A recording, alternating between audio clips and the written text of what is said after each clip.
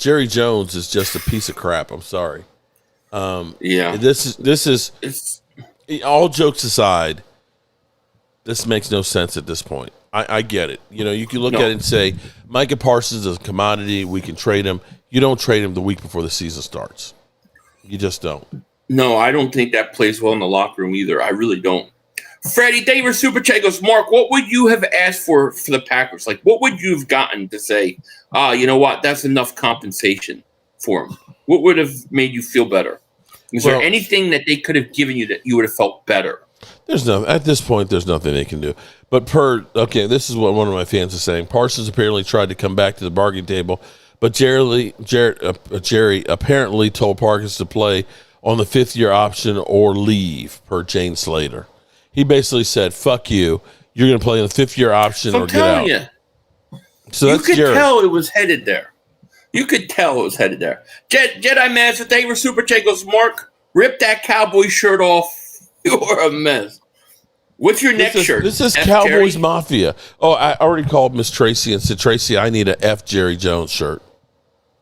Wow. I mean, here's the problem for me. I tried to say this last night with Cobb Pizzle. Cobb Pizzle, for somebody that hasn't done shit in forever, he sure does talk a whole lot. I have to actually give you. I have to actually give you credit because you were just kind of chill last night. Cobb Pizzle was like on that shit last night, like. They've done something. It's like, bro, do you realize that your team has been ass? You've had like literally one playoff year since 2016, and you're talking like you were at least the Commanders that were in the NFC Championship. I could understand my man Dooley. Shout out to Dooley with the super chat. I appreciate you, do. I'm going to check you out. Send me hit me up with your link to your channel so I can subscribe. You were just kind of like chilled, and okay, I'm going to be kind of cool. We just were on Dan Silio's show. What am I going to say? We were just on Cilio's show. Plus, Pizzle's great in the first 2 weeks of the season. By week 10 or 12, he goes, he's another one. So Pizzle owns Mark Holmes and Baby Doll Whistle. How can you own shit when your team sucks ass? You can talk a whole lot of talk. Okay, yeah, but guess what, dude? Your team hasn't beat Dak Prescott since his freaking rookie year. Okay, rookie year since 2016. Shut the fuck up, you jackass. The Giants think they're beating you now, too, right? They think it's over. Yeah, I hear that. You know what? JC Red, and they're going to get a dose of reality when Dak goes to their ass. Dennis dropped it and Jerry fumbled it. Oh, man, it's true. Mike Scott, thank you for Super Chat goes 500 Fly Eagles Fly and Jerry Jones lives forever. I love Jerry. I'm trying to understand. Look at my man, Sugar Daddy. I need a butt plug shirt with the initials Jerry Jones on it. What's up with the butt plugs? I don't know. We going for the glory hole. You Cowboy fans are losing it, man. We should lose it. Super Chat goes, I'm changing my license to organ donor so I can help Jerry Jones live forever. Go Birds. Hey, Mark, I feel for you, buddy. All kidding aside. I feel for you, too. I really think the Eagles and the Cowboys, in some weird dimensional change, have changed positions. Like, this is the kind of stuff that used to happen to the Eagles. They let Reggie White go. They let Seth Joyner go. Clyde. They let these guys all go. Eric Allen. And they don't want to pay him the money. And Dallas would bring in Charles Haley, Deion Sanders. They bring everybody in. That's what we used to do. And Jerry Jones lost. Yeah, but it's like something happened in reality, and like we switched spots. Now we go out and sign everybody. We bring the guys in, and you don't pay them. It's the weirdest thing. It's like I feel like the Cowboys are the Eagles of the 90s. I really do. Like I really feel like you guys are. It's strange. What doesn't make okay, I'm sorry. Here's what doesn't make sense. The Green Bay Packers literally broke the Cowboys. That game literally was just that bad. That Jerry Jones literally loses his mind. Okay? And I understand that because you went into the playoffs and said, hey, we're in the number 2 seed. We're playing against, the Green Bay Packers. We're going to blow them out. We're going to go to the divisional round and everything else. And everything went wrong. I get that. But why the fuck do you then turn around? I'm sorry, Dad. Forgive me. I don't mean to cuss, but please forgive me because today is a day of all days to cuss. Why do you turn around and then trade your best player to the team that mollywopped you and literally screwed you over? I don't know. I don't know. It's strange. Clark, thank you for super chat. He goes, I just bet the Eagles big time and win any over. Yeah, the Eagles everybody's going to start betting the Eagles. So let me ask you there, no Philly. doubt. Philly, you know I am hurting right now. I'm going to be real with you. I'm actually going to give you, because I'm drunk, okay, and I am drunk as shit right now because I've drank about half that bottle of Ron Zapia, okay? I have been going through a lot of personal stuff, losing my dad, losing my father-in-law and things has been really, really rough on me.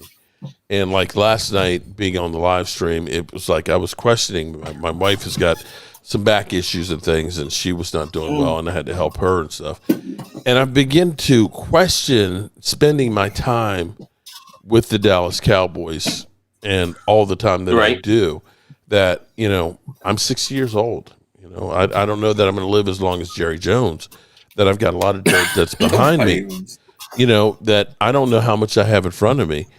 And questioning giving my time and my effort to a team that does not care about winning. I'm curious, do you feel any sympathy for me being a Cowboy fan?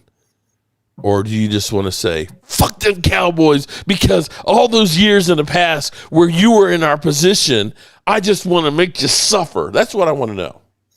Well, the thing is like in terms of the Cowboys organization, I love watching this. I love watching them suffer. But I do feel for you because I've been through it. Like to me, like you guys are like what I went through with Reggie and all those years. I feel like you guys are going through it now, and I do feel.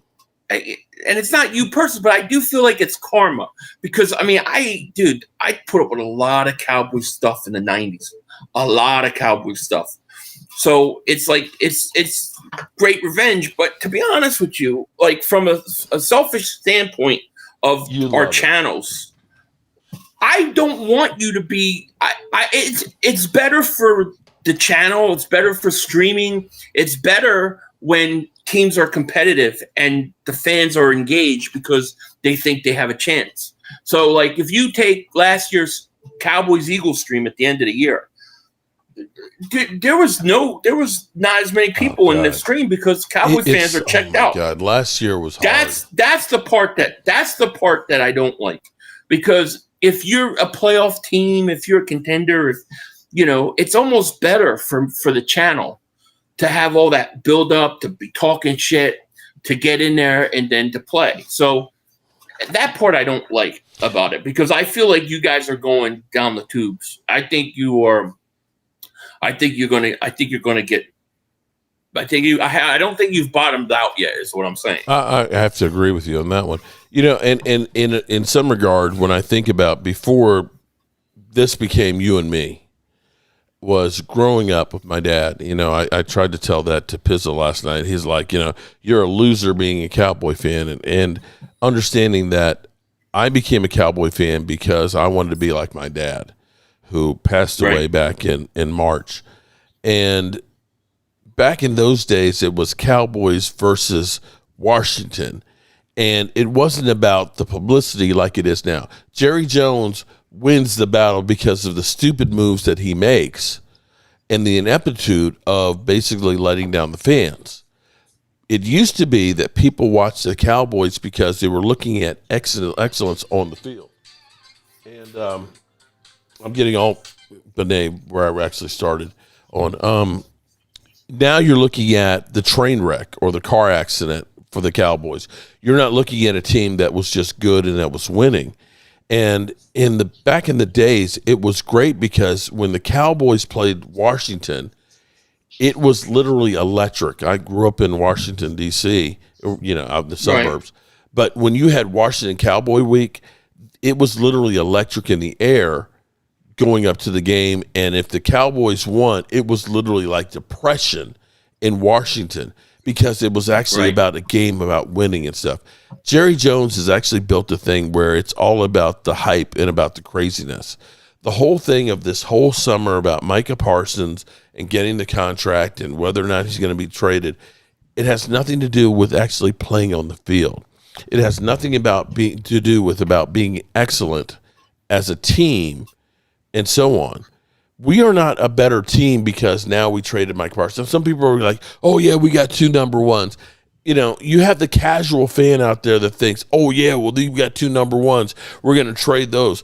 How many picks did you trade to move up to get Carson Wentz? Because you traded with Tampa Bay first, and then I think you traded with Cleveland. Yeah, we traded a bunch of picks. I think it was 3 total of, I want to say total of like 3 ones, right. Maybe. And to take a chance on a guy that was really good for 1 year, that's a major gamble. You took a known commodity that instead of saying, we've got a great pass rusher, how can we, maximize that and help him? You just said, screw him, we're going to be better off without him. This is last year, Jerry Jones saying, we're going to be better off with less. We're going to do more with less. Forgive me, I'm drunk as shit. No, okay. I hear you. Okay, trust me. This is literally Rome falling right now, which has been falling since, for the last 30 years. This is just another iteration of Jerry Jones screwing over the Dallas Cowboys. And the worst part about this is Jerry Jones has been a hamstring for the team.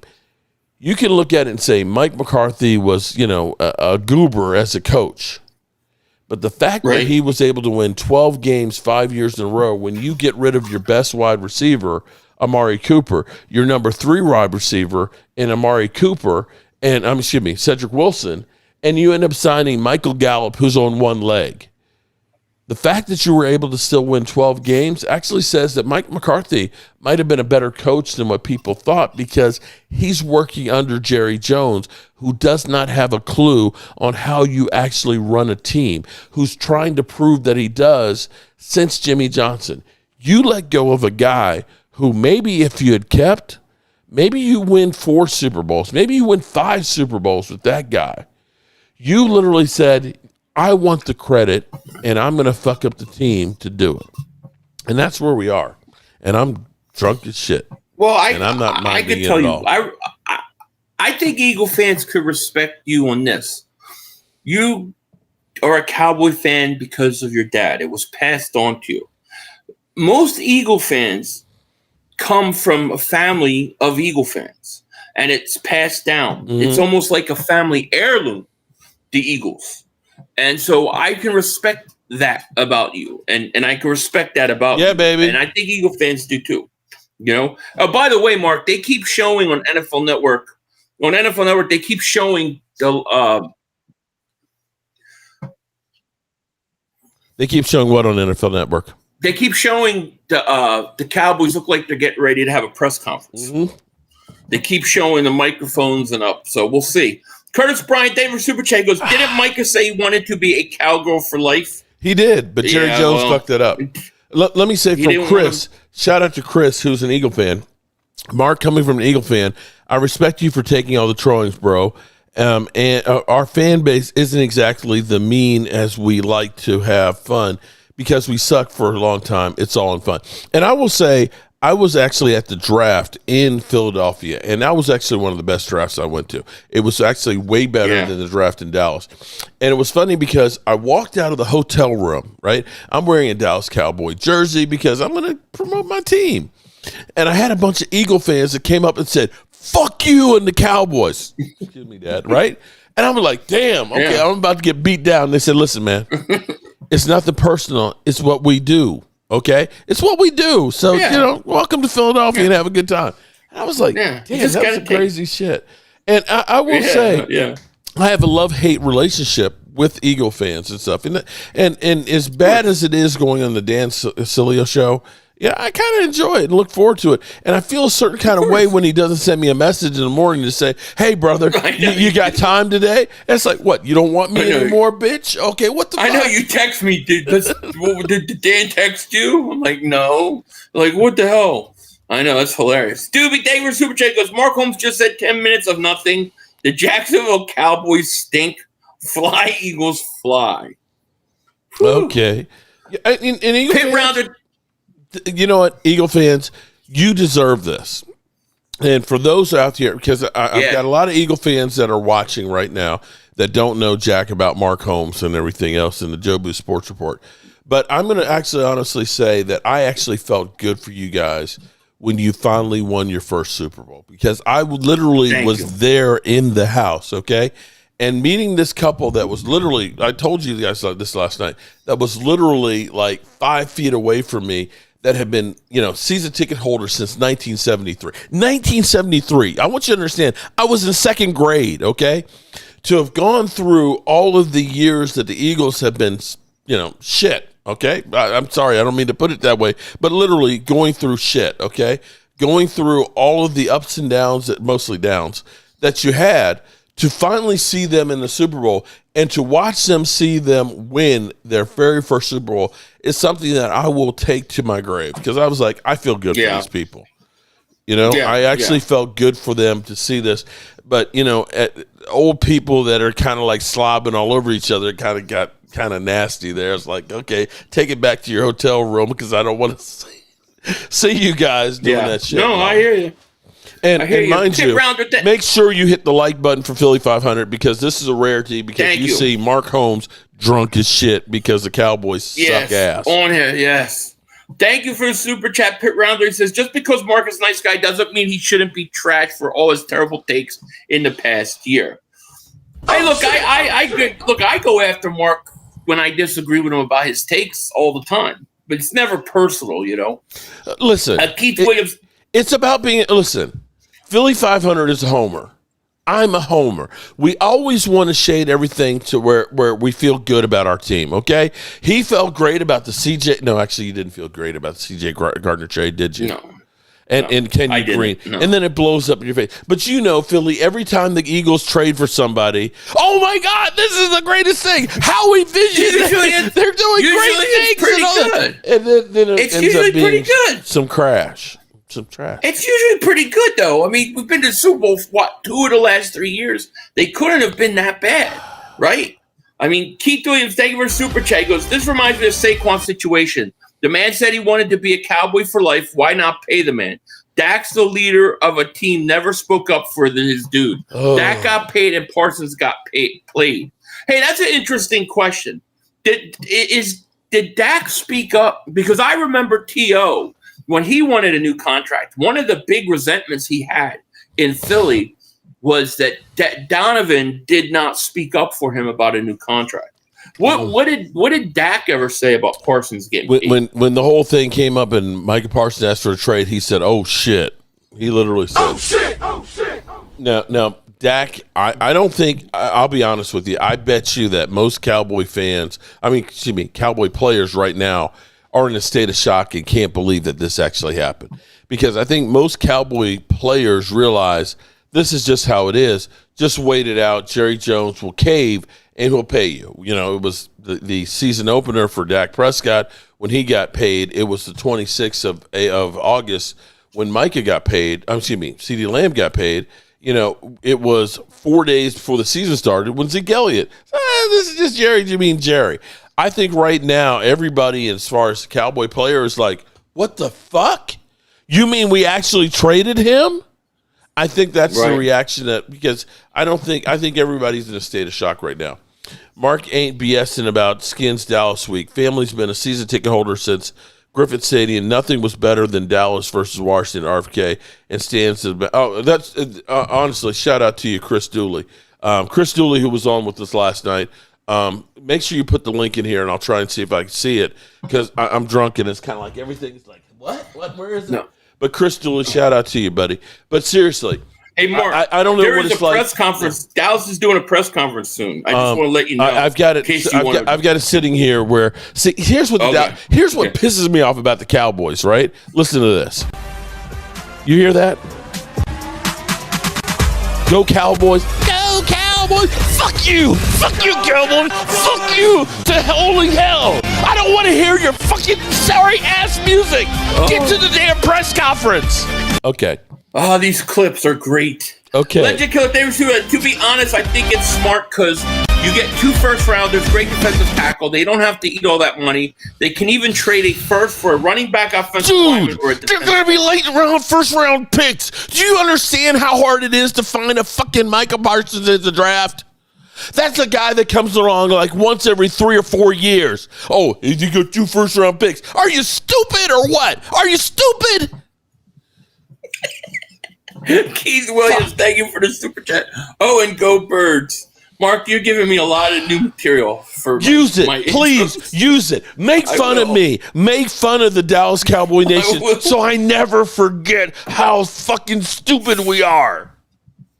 I will. Comrade Coop, thank you for the super chat. Dallas will be in 3rd or 4th place for about 5 years. I don't know. I'm really curious to see what the players are going to say, how they react to game 1 without Micah. It's going to be interesting. Curtis Bryant, thank you for the super chat. Tell Mark to call his buddy Uncle Terrence. Jerry Jones has become Al Davis. Tell me I'm wrong. No, Tell me I'm wrong. He is Al Davis. I agree. Smoking Cigars, thank you for the super chat. Just to me, it's the timing that's the craziest part of this whole thing. A week before the Eagles, literally, bro. What time is it? It's 7:40. We are 7 days and 30 minutes away from kicking off against you guys, and here we are talking about trading Micah Parsons. How stupid is this? Doobie Daver Super Chat goes, Mark, you're making me sick. Stop taking away my joy.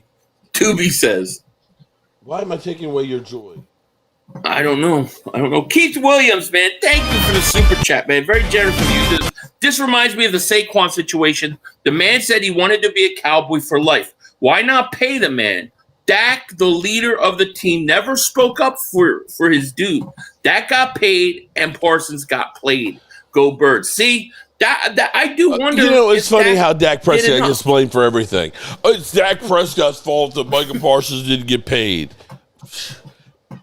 It's a geriatric old mother humper in here that doesn't know his head from his ass that says, hey, I've paid a lot of people and they got injured. Man, get out of here, Jerry. You should not be the GM. I hope your fan base is enjoying this and they hit the like button, okay? Because this is a rarity. I may literally, after this, just disappear. I may decide to just say, the hell with YouTube, because it's just too much, man. It's too much to take this kind of abuse over and over and over again. I have literally lived and died the Dallas Cowboys. And, I'm just a meme now. Just a meme. Drinking good rum. You know what, Jobu? Fuck you, Jobu. Joe cheated member for 25 months. Thank you so much. He goes, Kenny Clark's stats dove down. It's a confusing add-on.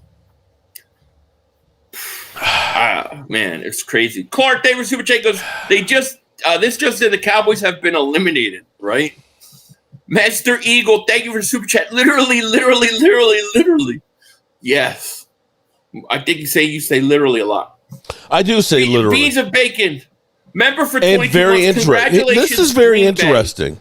Literally, this is very interesting. Okay, right. I got to say, here's the funniest thing there, Philly. I get a lot of, because you mentioned this and Pizzle Pinches and you do 15 videos a day. It's like, kind of like, how do you know I do 15 videos a day? Is that because you guys watch 15 videos a day? I appreciate the views. I have to say, I do appreciate the views. I will laugh all the way to the bank. So thank you very much. Okay. And if you are enjoying this right now on Philly 500's channel, exclusively on Philly 500's channel, Mark Holmes drunk and melting down because the Cowboys suck ass, and that Jerry Jones is literally making us all his glory hole, then hit the like button for Philly 500. Hit that like. Josh Proud, David Super J. Jerry said, how can we top Kelsey and Swift? Is that what he was worried about? I think that's what he's doing. You know, we got to get back on the press here. What can we do? Well, let's trade Micah to the last place that I think we trade him to. Let's trade him to Green Bay. That'll get us on top of everything, and that'll end up paying dividends when we take on the Green Bay. Excuse me, it's not Green Bay, it's Philadelphia on the season opener. I'm so damn dementia. I don't even know who the hell we're playing, but as long as they're watching, I don't give a rat's ass. I love that you guys play week 4 on Sunday Night Football. I love that you play week 4. Oh, that's going to be beautiful. Comrade, by the way, I can show respect to Joe Gibbs. Hey, Mark, how about them Cowboys? Comrade Coop says. Shout out to Monique, who's a Commander fan. The team members don't seem happy about it. Oh, hell no. The Cowboy players are like, what the fuck, Jerry? What the fuck? So the question will this be like Major League, where it's kind of like, fuck you, Jerry. We're going to coalesce together and become a team. You're going to have to get us a Jerry Jones statue thing and peel off the piece of clothing every time you guys win. Philly. I don't know, man. I don't know what to tell you. I don't remember. I can't believe we're this like fucking in-depth. We didn't just give away Micah Parsons for AMC. Bubba says, "Hey, Mark, I thought this was all a publicity stunt, and Jerry and Micah both were in on it. What happened, Mark?" He talked about that earlier. He said he believed that. He really thought so. Oh, man.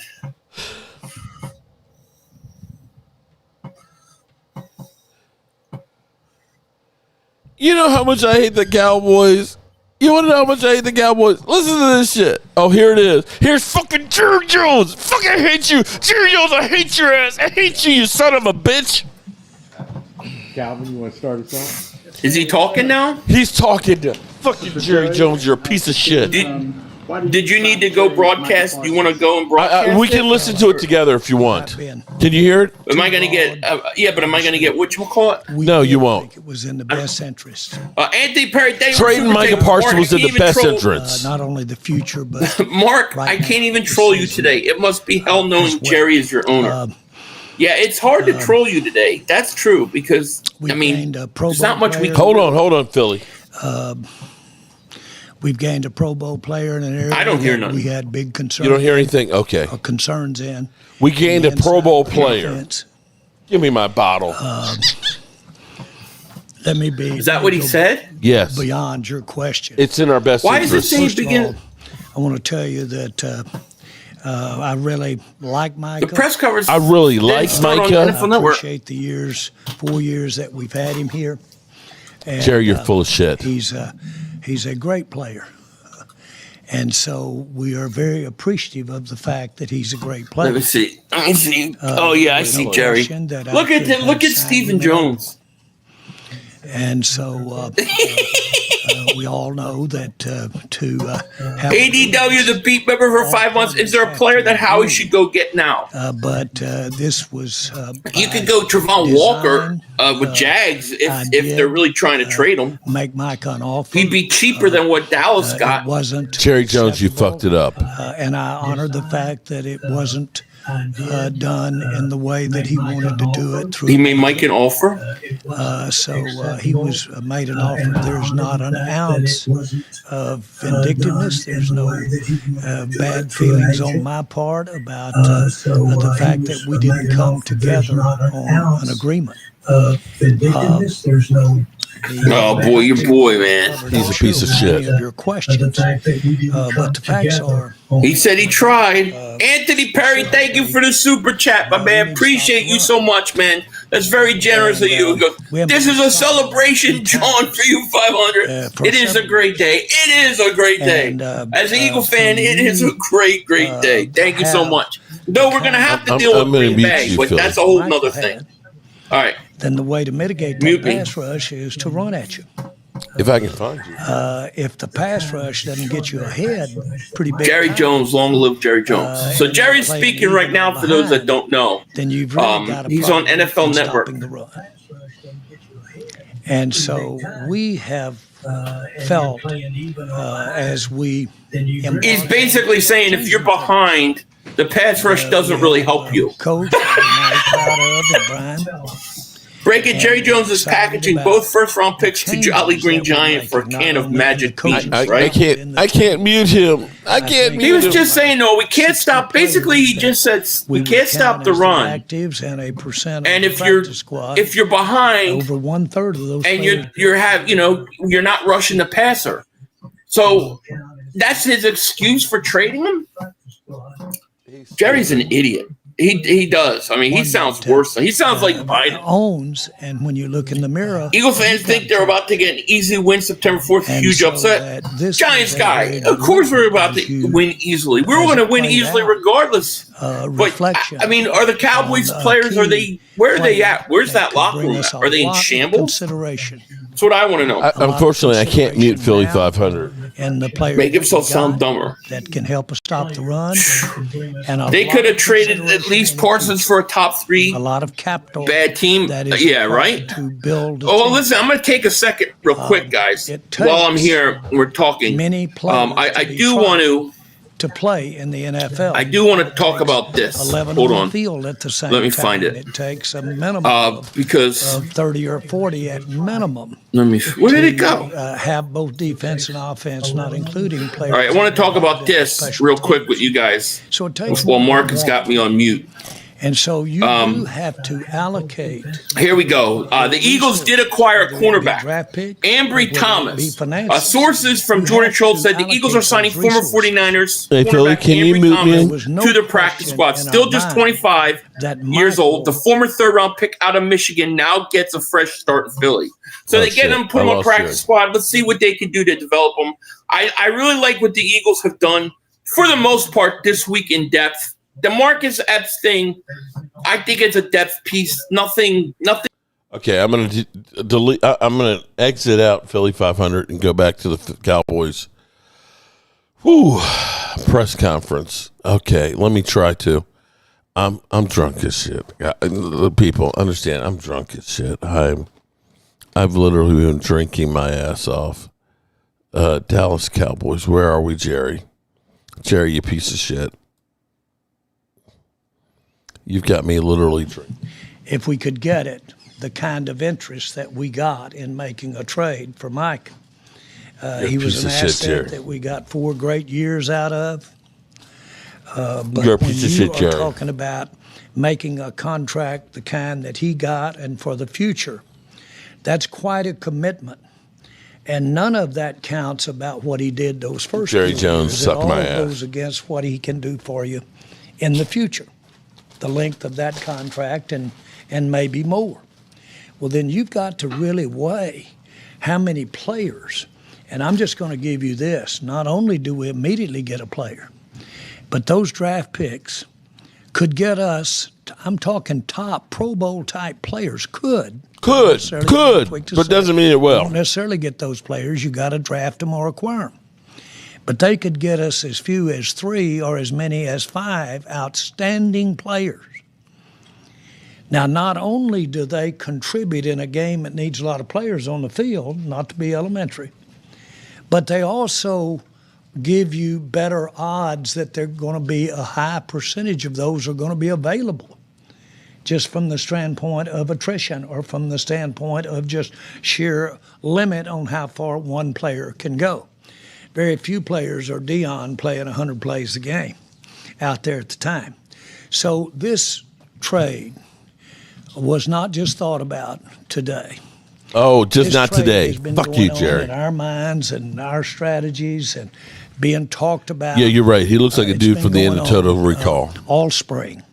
The guy that comes out It of the culminated chest. today, and it came quick, but that's the way things go. It does. Nobody trades the Pro Bowl. But you've laid all a pro lot of water. a week you've laid before a the lot of season things starts. out there on the water to make it happen. I want to be sure that our fans understand. I think a lot of Micah. And I Fuck wish you, him Jerry. so much success. Fuck you to don't holy want him to have hell. success when he play the Cowboys as much as I do want him to have overall success. But Micah Parsons did an outstanding job for us for 4 years. And a little bit of the way Herschel Walker may have had his greatest contribution to the Oh, Cowboys. shit. No, you're not. What he brought to us when he left could be a tremendous thing for our fans and the success of this team.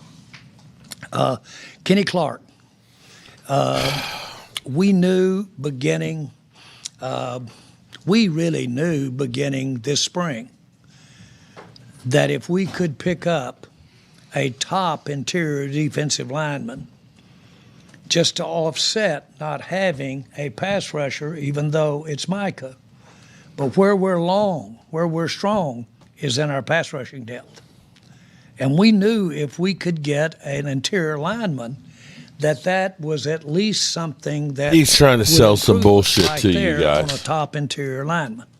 He comes in strong for us. Oh, okay. comes So in you're trying to tell us accomplished that for this us. interior And defensive so we're lineman glad to have him. is It was as a good as prerequisite. Micah. Okay. We went down the teams, and we only picked teams that had room on their cap that could pay Micah, and we only picked Selling teams you that some had more top bullshit. tackles, interior tackles, that we wanted to have any dialogue with at all about a trade.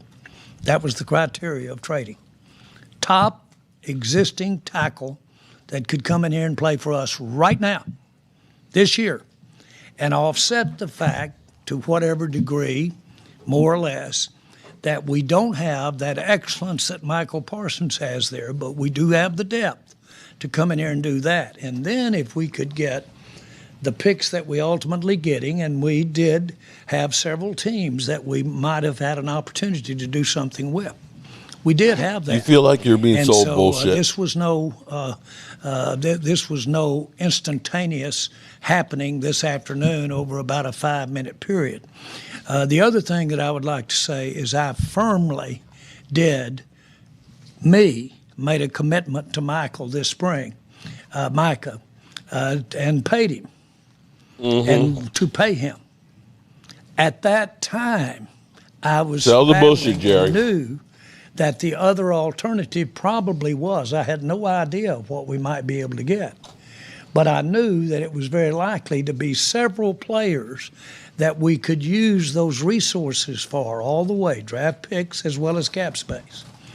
And so that was on our mind. The minute that we saw that we were quite possibly were going to have an issue about whether or not we Spin could do this a shit, Jerry. contract or not, that gave us time. That gave us imagineering. That coupled with bringing in a new coach and bringing in a new staff, we felt it fit for us to have more players, more excellent players, if we do a good job of acquiring those players, plus have a team this year that would give us a better chance, dare I say that? But absolutely, it's not a zero I'll zoom that we're back in dealing with with you. as far as how much Jerry better Jones that we are trying to be, even not having Micah. Okay. I've got several other Okay. things that I could answer a question with, but I'll stop and just let you ask The questions. only other thing, you did an amazing job of covering it. Oh, you did an amazing job in covering it. But because we have thought about this a lot. But the other thing came into play big was between Coach Schottenheimer and Coach Eberflus and talking about the defense and obviously getting a player like Kenny Clark is we also Oh, feel my like God. in addition to the depth is you can scheme pressure as well. And I think Coach Oh, we're Eberflus gonna has scheme been pressure. really good at that in terms of using scheme to get pressure on the quarterback. But what's tough to scheme is to stop the run. The other thing that I want to say is we not only gives us My 4 God, we're first-round selling this. picks over the next 2 years. We not only do that. Nothing says we can't use some of those picks right now to go get somebody right now. Don't rule that out. What do you say to your fan base that looks at this and says they're rebuilding right now? Well, again, we've certainly got a new coaching staff. And a third of all the players are new. Yeah. And so obviously there is freshness. We'll use the word new on that basis. But we have the highest paid player in the NFL at quarterback. Oh, here And we we go. made that commitment last year, and we're proud we made it. It had everything to do with this decision. Everything. It is give us every opportunity with Dak Prescott and Lamb and the base I'll be we back, got people. to win now. And so all you Time need for a to piss do, break. this would, I'm not so sure this would have been results had we not had Dak. But the fact that we have Dak, we need to stop the run. Yeah. We really do. We need to get the ball back. Well, that's why it was so important when you say that is Kenny Clark was a big part of this. And that was a part of winning right now. And we feel like when you look at, the frustration is we hadn't been able to win the big game in the playoffs. And we think it is a direct connection to not being able to stop the run. And we think Kenny Clark's going to be a big piece to that.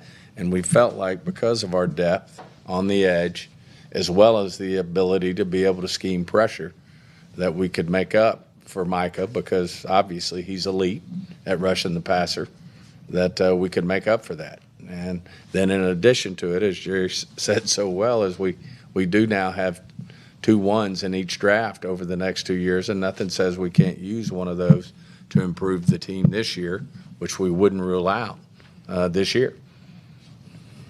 Clarence Hill, DLLS Cowboys. Can you, from a timeline standpoint, when did you start negotiating with Green Bay, and when did you give them permission to talk to Mugaleta about a contract? Yeah, we're not. I'm not going to get into time frames at all, but we didn't have a deal until this afternoon. I'll tell you, I can say that much. The rest of it, it'd be hard to not characterize the dialogue to pick this call, this time, this time. We talked to Green Bay more than once, more than twice, several times, and that's been, frankly, over the last several days. But it came to a head as far as acting on it. Remember, there were 3 people that had to, or 3 people, there were 3 entities. First of all, Micah had to have a contract with them that was satisfactory.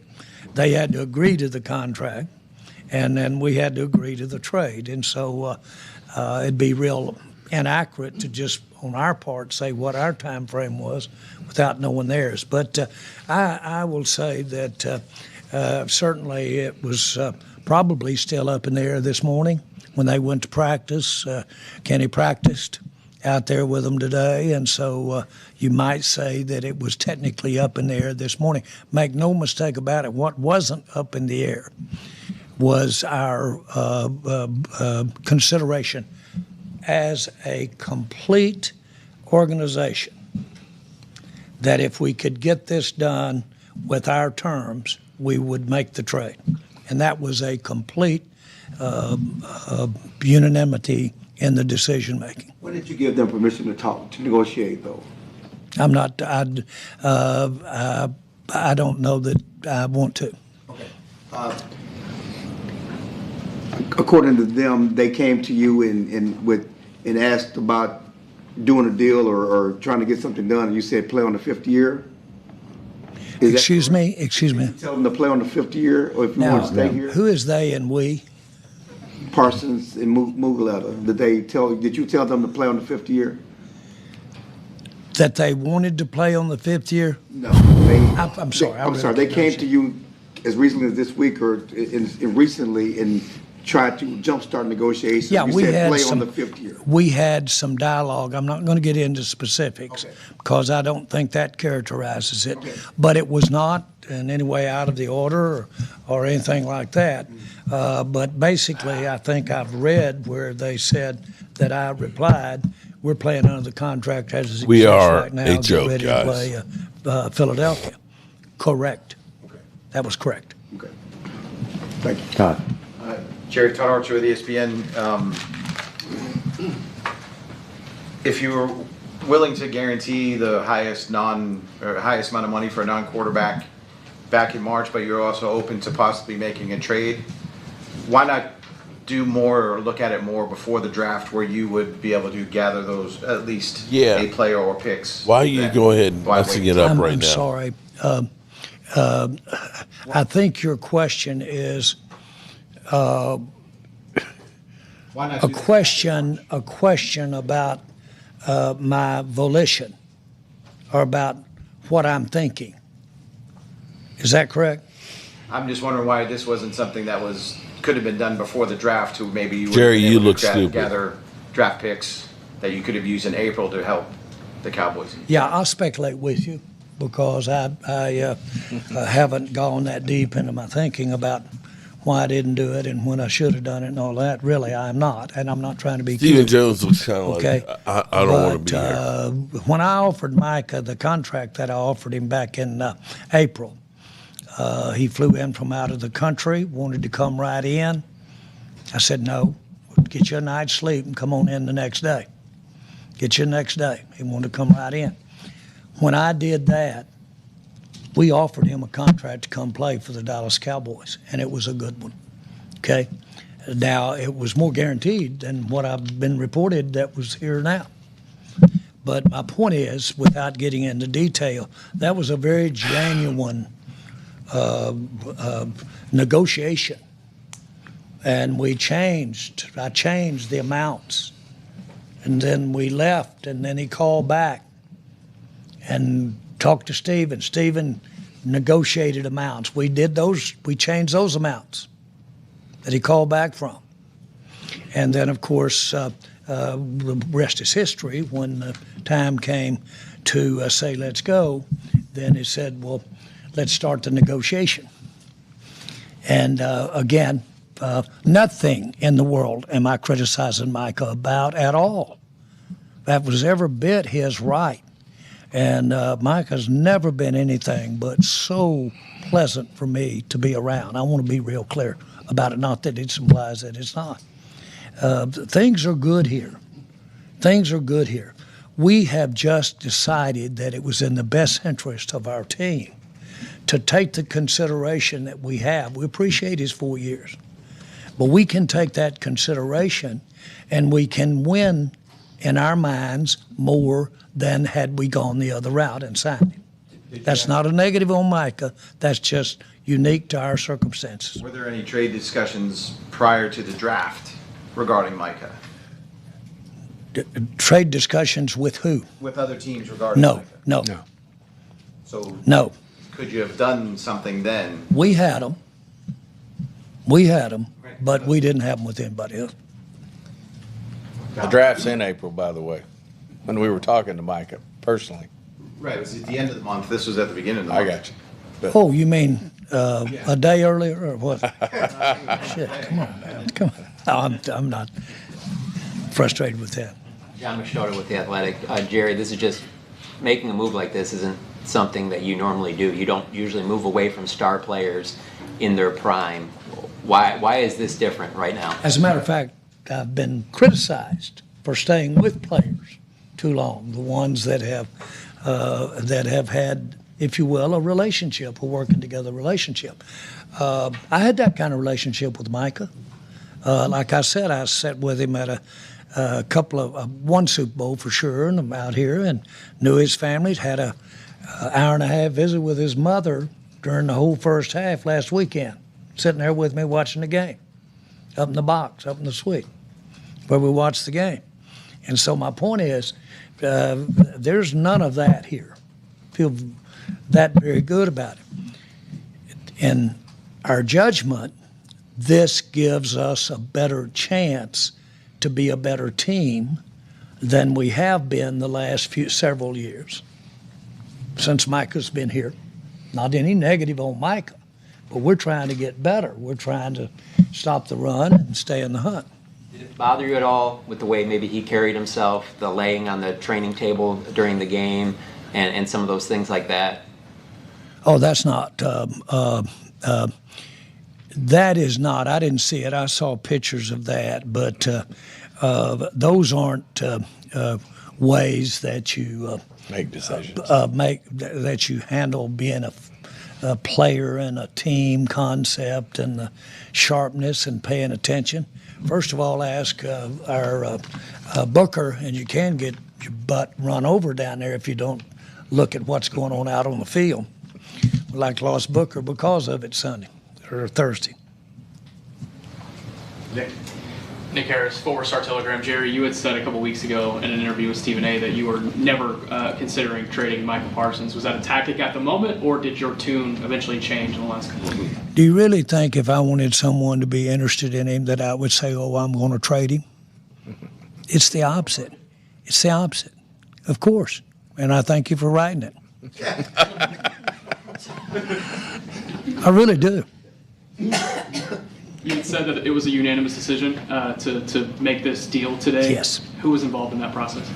The entire coaching and the representatives of the entire coaching, as well as our entire front office, everyone that is involved that has an interest in going forward that we counsel with. And as I've told you many times, contrary to maybe something that's written sometimes or what, I really do get huge input and dialogue and opinions from everybody in our organization, and this was unanimous. Was the leadership council of the players part of that talk? People that were on it were certainly had commented at points informally because of the fact that we were around the training camp, and we got members that were at training camp that are on that council. Tommy Yarch, DallasCowboys.com. Jerry said back in, I think it was April, that one of the things you were looking for from Micah before an extension was leadership. Did you see him take those kinds of steps for you, and was that part of the decision to ultimately trade him? I wanted an elevation because he was going to be elevated to an elite status relative to financial, the percent of the cap that he got relative to all the players. And I really believe strongly that when you have that, then you have an added responsibility to show leadership for the whole team when you're one of the 6 or 7 that are getting 2/3 of the money. Joe. Joe Hoyt, Dallas Morning News. Athletes First represents a good chunk of your Cowboys players, including Tyler Smith. David Mulligetta represents George Pickens, who's on your team. Do you wonder if maybe the interactions you had or didn't have with David Mulligetta might have some ramifications in terms of negotiations down the road? From everything I've heard from people that know him, he's not that fragile. And let me tell you something, you can't do this stuff, you can't do business like this and be around this and be fragile. I'm not. It still doesn't mean you can't get mad or you can't get away, but still, I would think that with his background and what have you, he's very professional and is very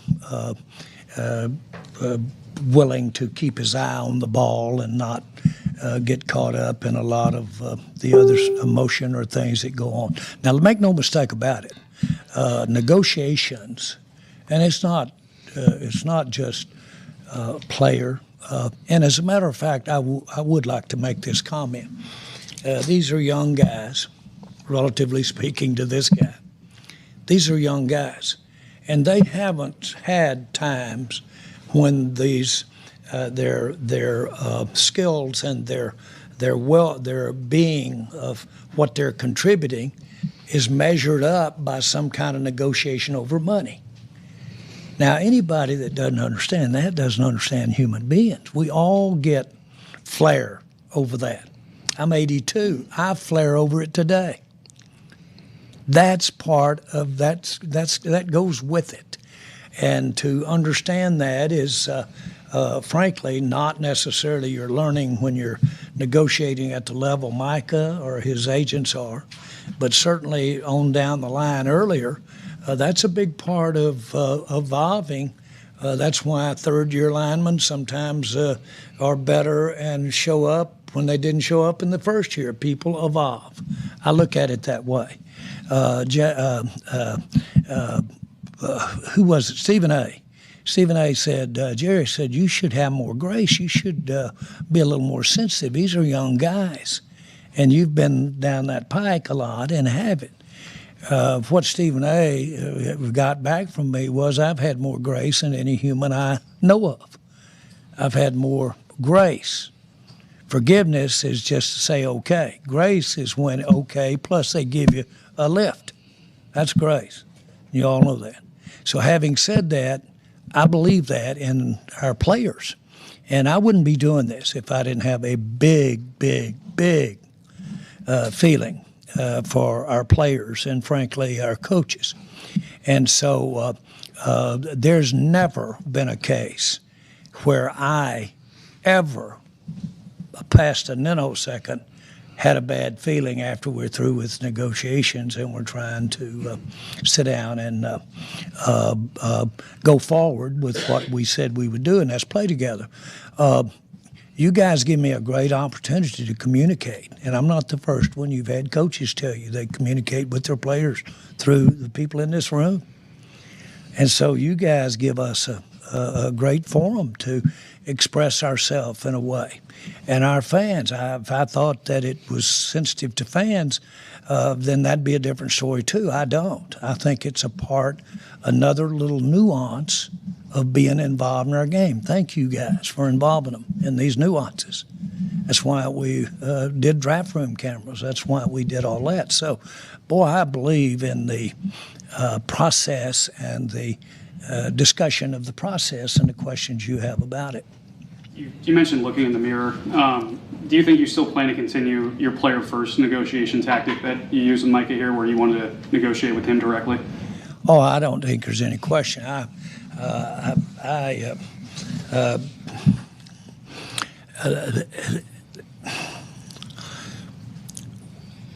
Once you are together, I've had hundreds of times and incidences where, literally hundreds over the last 35 years, of where the kinds of relationship that I have with a player and the things we do, and that goes both ways, goes them and me, because those players that were 25 grew up to be 55. And we're still talking, baby. And we have relationships. That's a natural thing to happen when you work together during times that bond you. And so I feel that way about it. That's why I'm here, frankly. It's my main reason for being here. So those things that go over those years are treasures with those guys. Their attorney or their agent isn't necessarily anywhere to be found 10 years later. Not only that, sometimes they're not even to be found because one guy in the agency's got it handed off to another guy now. So these guys that are sitting here with your Dallas Cowboys and the people that are out here putting it on the line and going to build memories that are a part of their legacies and their families for years and years, then you can't do that through an agency. I mean, through a third party. At least I can't. And so you're absolutely right. If we're going to be at that significant time, and brother, this is significant, the financial consideration, especially nowadays, and it always has been, relatively speaking. When you're doing that in a young person's life, then I want to be where I can be. I want to be in the mix there. I want to be in the, I want them to see me get mad or tear up, or see me say, God dog it, I'll do it. As old Michael Irvin told me one time, he said, Jerry said, we're just not going to do it. I'm just not going to do it. And I said, Michael, we were just sitting there, the two of us. And I said, Michael, there's an old West Texas town called El Paso. El Paso. And he goes, God knows, give it to me. I can't even deal with you on a basis like that. Let's go. So my point is, all that time did was last. We're still doing it 30-something years later. That stuff happens. And so I don't view it's a negative for the player either. They're going to get more out of it, I hope, than if I'm around. They'll get more out of it than just that contract. The only other thing I'd add to that is we do have players that come in and we totally respect it, that say, I don't feel comfortable talking about my contract. I'd like you to go through my agent, and we do that respectfully. I mean, you're not required to come in and negotiate the contract yourself. All the ones we've done like that are those who request to come in and visit with Jerry or myself. That's the only ones we've done that with. The issue here was not to switch who we were talking with. The issue here was starting over after I had really dug deep, changed, dug deep, more, dug more, handed it off to Stephen. He dug more. Now are we through? We're through. And then to say, let's start negotiation. Pretty clever if you think about it on their part. That was pretty good. Skyler. Skyler Dixon with DAP. This might be for both of you if you have something you want to offer. Was there any point that you felt like Micah genuinely did not want to be here anymore? And if so, when was that point? I didn't give that a thought. I never felt it. But if I felt, I'm satisfied. Micah knows that I care about him, but as much as he, but more important than that, I just want you to know, I didn't give it a thought.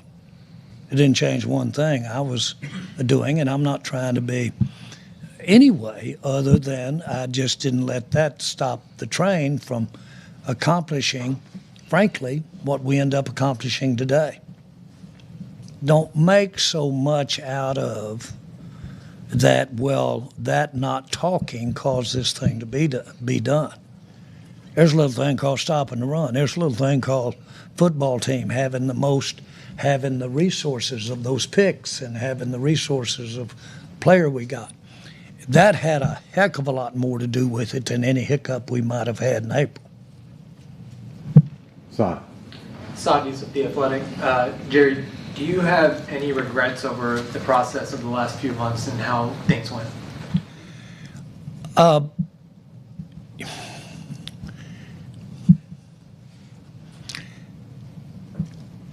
I am very excited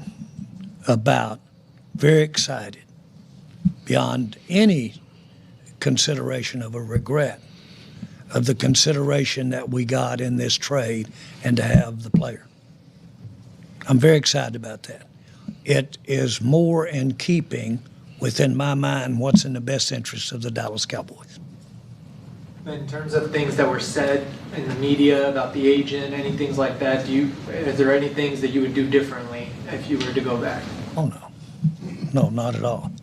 And nothing at all in terms of regret. You mentioned, you're asking if I regret. No, I don't regret that at all. I'm very, very excited about the prospects of what we've done for the Cowboys here. I wouldn't have done it. I had total control over being able to have it the other way. So I'm excited. We got what we wanted. Ed. Ed Werder, WFAA. Jerry, do you have any misgivings about trading a player like Micah to Green Bay, which is a team you have to go through to get to a Super Bowl, a team that has ended your postseason 3 times in recent years? We cut it down by 15 teams, 16 teams, in other words, there's not but 31 other teams. And so you're going to be playing half of them no matter how you cut it, so we just cut it down by that. Apart from in our same division, apart from being in the same division, I don't give that in consideration. There's just too many other things, Ed, that you have to think about or resolve or come to grips with. That was a pretty far down the line one. Second question, you're 7 days from opening the season in Philadelphia. Is there any concern on your part about how your locker room will interpret moving on from one of the premier players in the organization? Not at all. As a matter of fact, I like what this does. But from a locker room point of view? From the locker room, if I'm worried about the locker room, I'm absolutely zero worried about the locker room.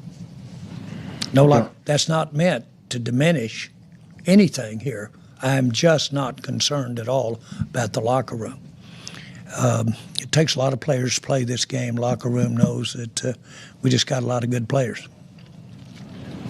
Done. Jeff Gold with Fox. Jeff. In your interview with Michael Irvin last week, at the end of it, I don't know if you were joking or serious, but you talked about having him come bring Micah in so you guys could figure this all out.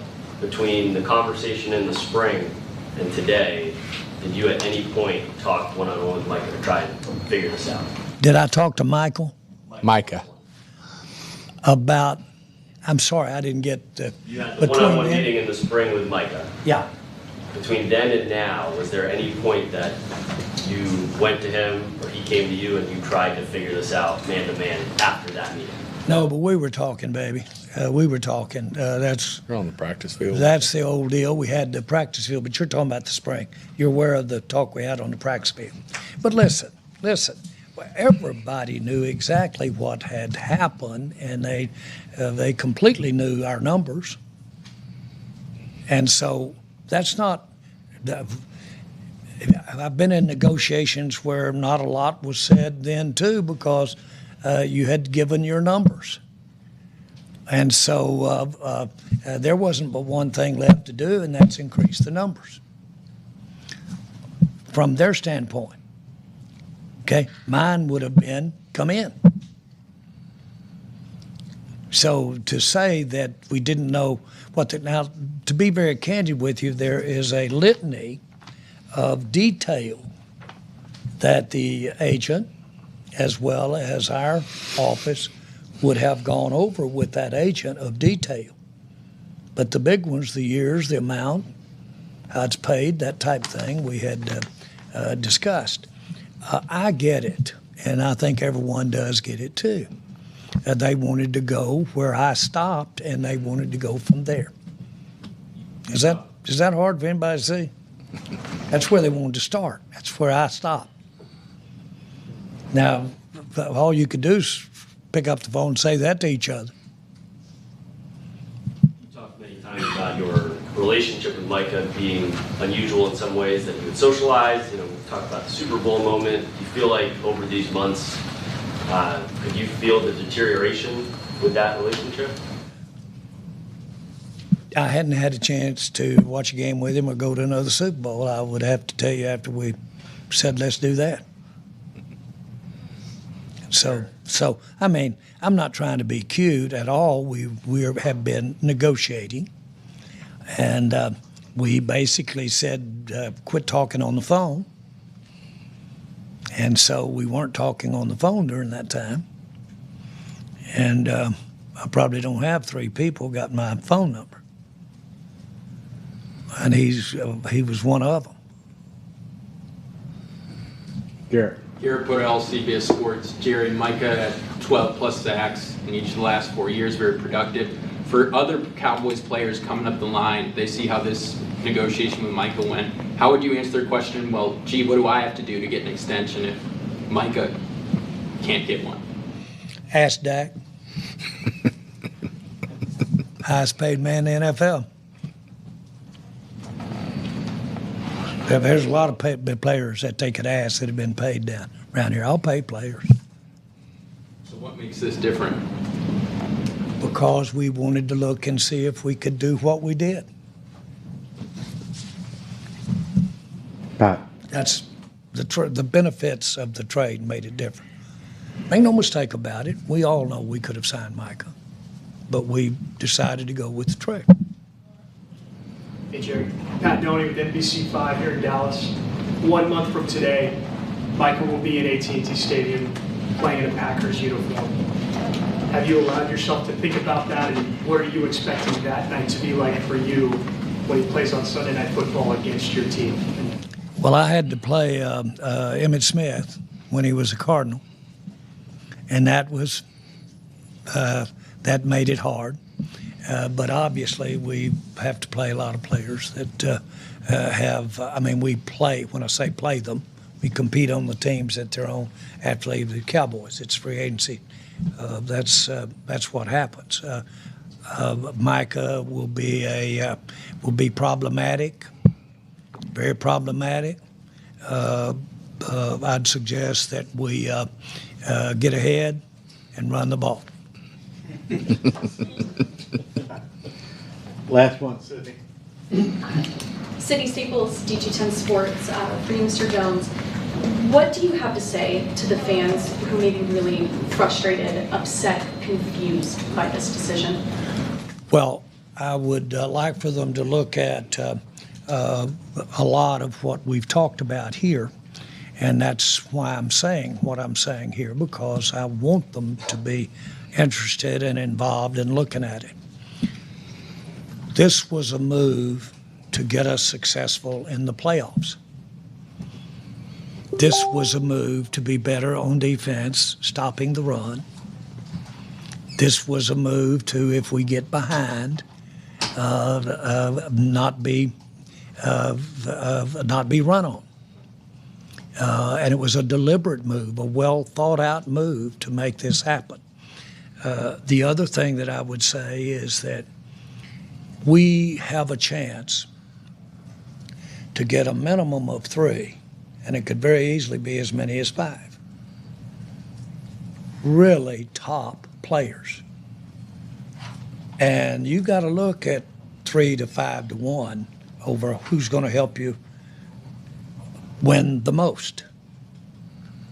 And it was strictly that, because it's not only the draft picks that you have as currency, but is the available cap room. And we can take that available cap room that we were going to use with Micah, and we can pay 3 to 5 players with that we wouldn't have been able to pay. And it's an allocation. It's not a volition. It's an allocation of money.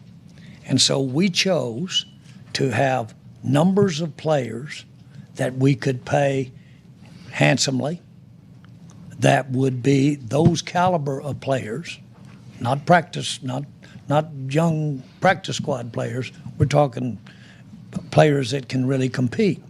And so for our fans, I think we're better off having those numbers of players. I think we're better off from attrition. As you know, this game is in many cases built around planning injury and knowing that you're going to have injury. If you have injury, you've got 5 players rather than waiting on one, not waiting, but looking at one player. You've got better odds of having, if you will, availability for it. So this gives us the best chance, and we've tried it in a way, that way. And our fans, as well as my mirror, is saying, come on, let's change something up. Let's do something a little different here. Well, how about Brian Schottenheimer? How about loading up with some resources called cap room and draft picks? And how about bringing on those kinds of changes? How about philosophically doing our defense a little different? How about bringing in some better blocking on the offensive line? We have done all of that, and this is a part of it. All right, thanks, everybody. Thank you, guys.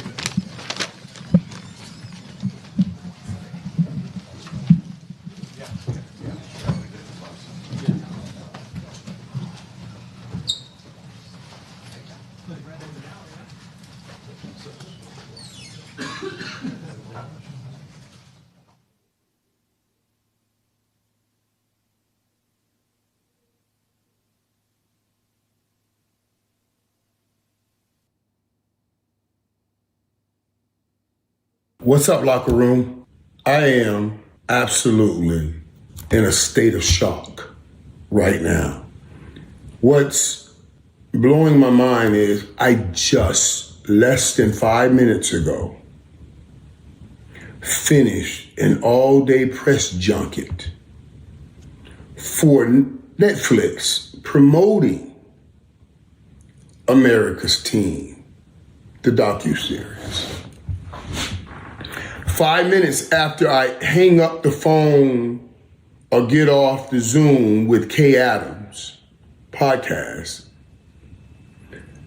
on the podcast, I explicitly talked about, as a matter of fact, on every interview today, I explicitly talked about no way Jerry or the Cowboys will trade Micah Parsons.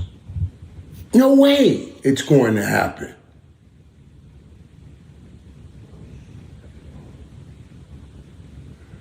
I said I'll put everything on this.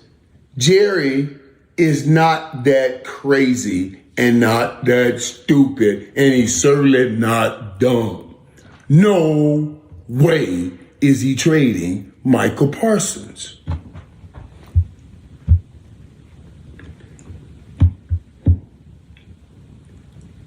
They just traded Micah Parsons. I don't even know what they've got back. I can't even tell you these details. I don't know. I mean, when I'm telling you, I literally just finished. And they gave me this, my phone's blowing up. Everybody's texting me. My phone is blowing up right now.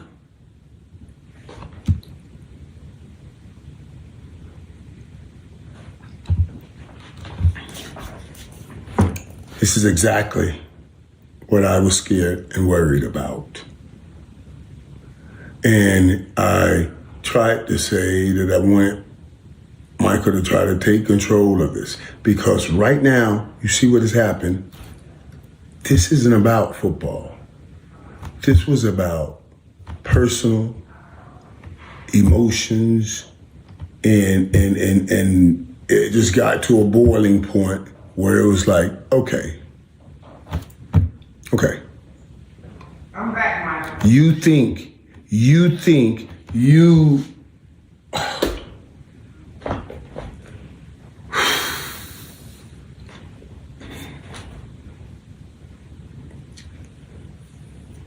but it hurts. This, no doubt, hurts.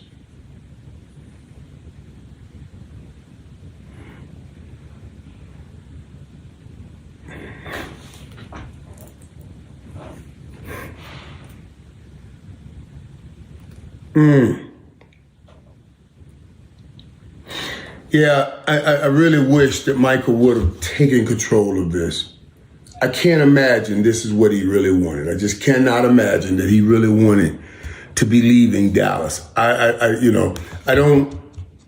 And when I start talking and thinking through this and looking through this and look how this has transpired, think about it. I told you the best part of this whole deal, the whole while, is that Michael and Jerry are talking. Micah and Jerry were talking. I was even optimistic that something would get done because Michael and Jerry was talking. Jerry told you right here that, about our relationship. And we always kept talking. And as he said to me, we're going to be doing business 30, 40 years later, and we are still doing business. I know he wanted that with Micah Parsons. I know he loved Micah Parsons.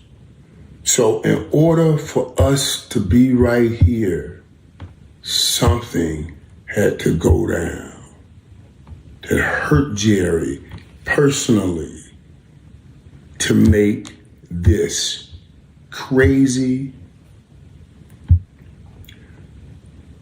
dumb move.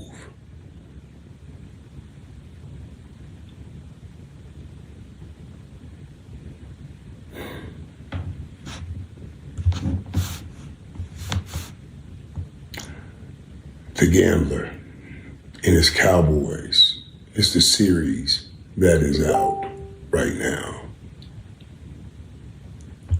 This is a gamble the gambler should not have taken.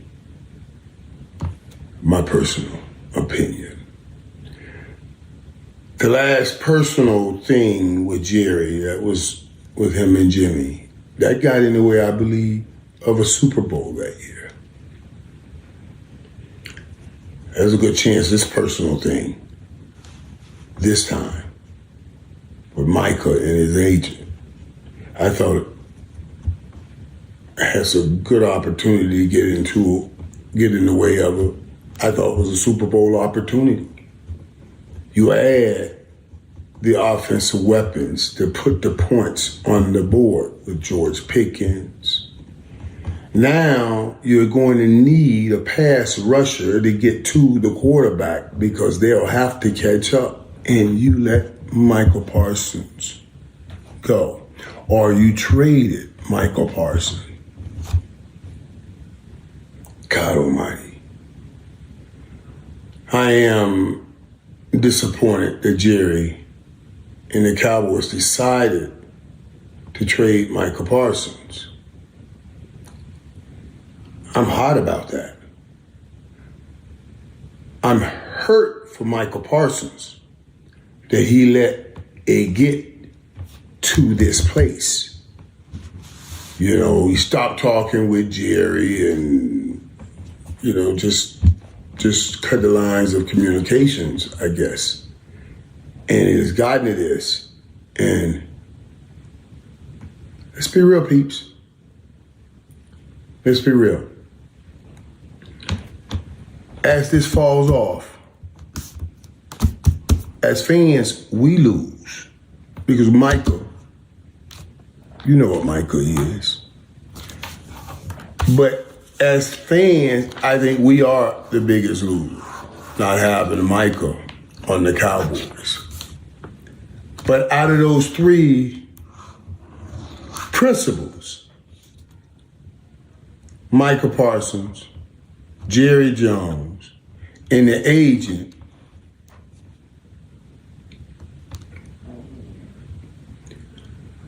out of those three, Jerry Jones isn't going to lose. Everybody's going to pile in that stadium, and they'll still be an owner of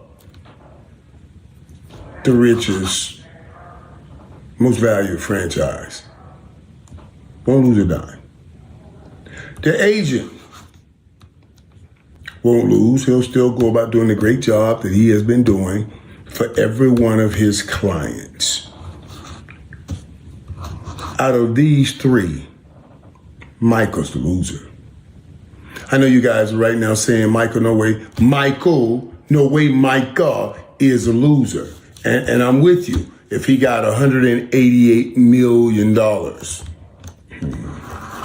for 4 years, guaranteeing $136 million. Those are early numbers I heard. I think all of that stuff will start coming in because this is fresh off the press. You'll say, ain't no way in the world you can say he's losing with 188 million, 136 guaranteed. I guarantee.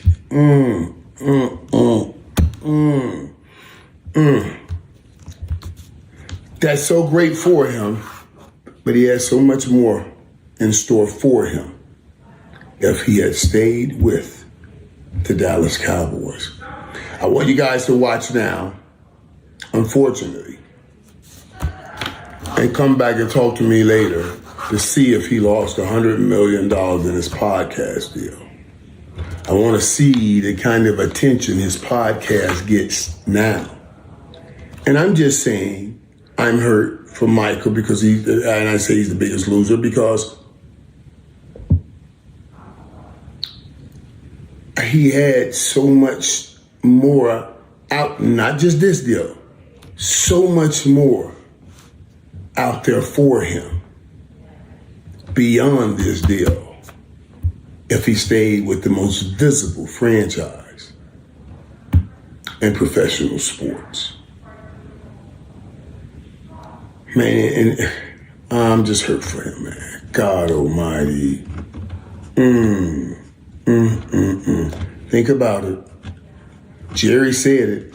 He said, we had a great relationship going, and then this third person comes in here and start interjecting, telling me to shove it up mine, and now Micah Parsons, no longer a Dallas Cowboy, gone to the Green Bay Packers. Massive deal, averaging $47 million a year. I don't know, what is Garrett? Man, 44, 43. So that's a massive deal. They would have been somewhere between that 44, 47. The Cowboys were going to be there. Ultimately, the Cowboys were going to get there.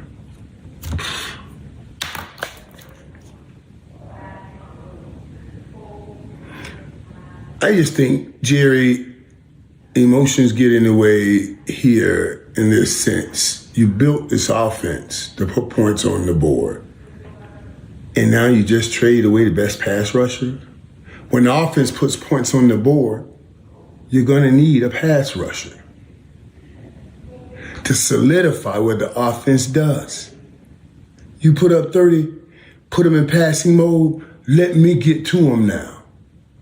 My God, you just let the pressure go. So you got an offense that's put up 30 points. But with no pressure, your defense will give up 35.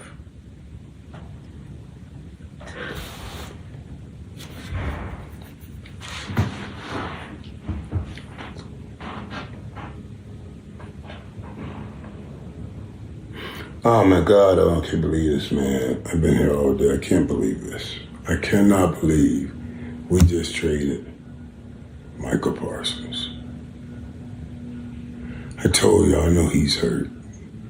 I could imagine he just said, I'll never play here again. He scrubbed his account of all Cowboys stuff. I guess we underestimated that because everybody does it. Everybody does it kind of as a negotiating toward Floyd, and, a couple of days later, they're right back in, they sign the deal, and they put all that stuff right back up.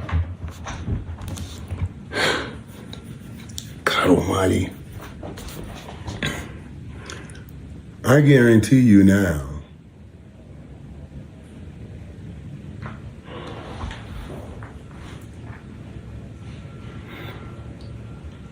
here's my problem. That weight I feel right now, that heaviness on my heart, that heaviness on all of Cowboys Nation's heart right now, ain't going away soon.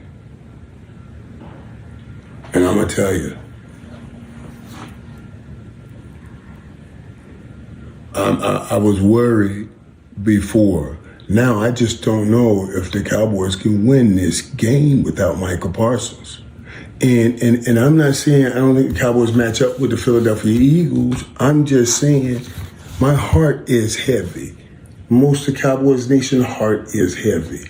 And if our hearts are heavy, we don't eat, sleep, and breathe with him every day. What do you think the team is going to be when you just traded the best player on that team?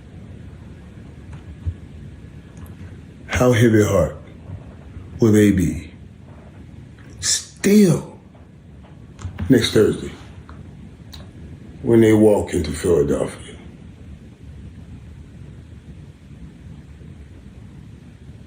The decision today Jerry made, lose that game next Thursday.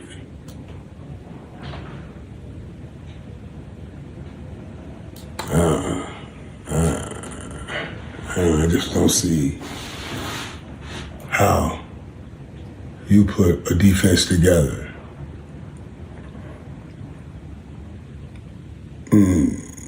without that one dominant player where you know every offense will focus on him and you can try to work the rest of your defense to some kind of advantage.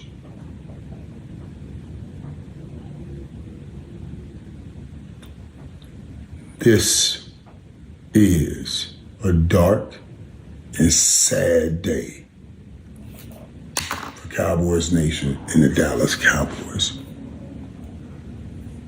But as much as I love Micah Parsons. And I hope the best for him and his family. This is a real sad day.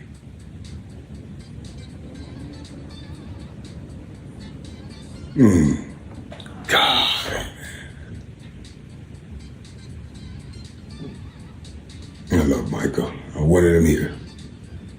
Because this is where he's supposed to be. I was the guy he said that to when he got drafted here to the Cowboys. He wanted to be here more than anything. I tried to tell Jerry, don't mess around with this kid like this. You put him in a corner and he's an emotional person. And I believe here they made an emotional decision and just said, I'm done.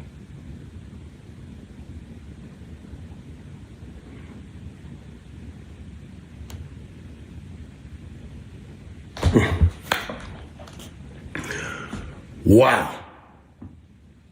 Wow. I don't even know how to process it. I'm still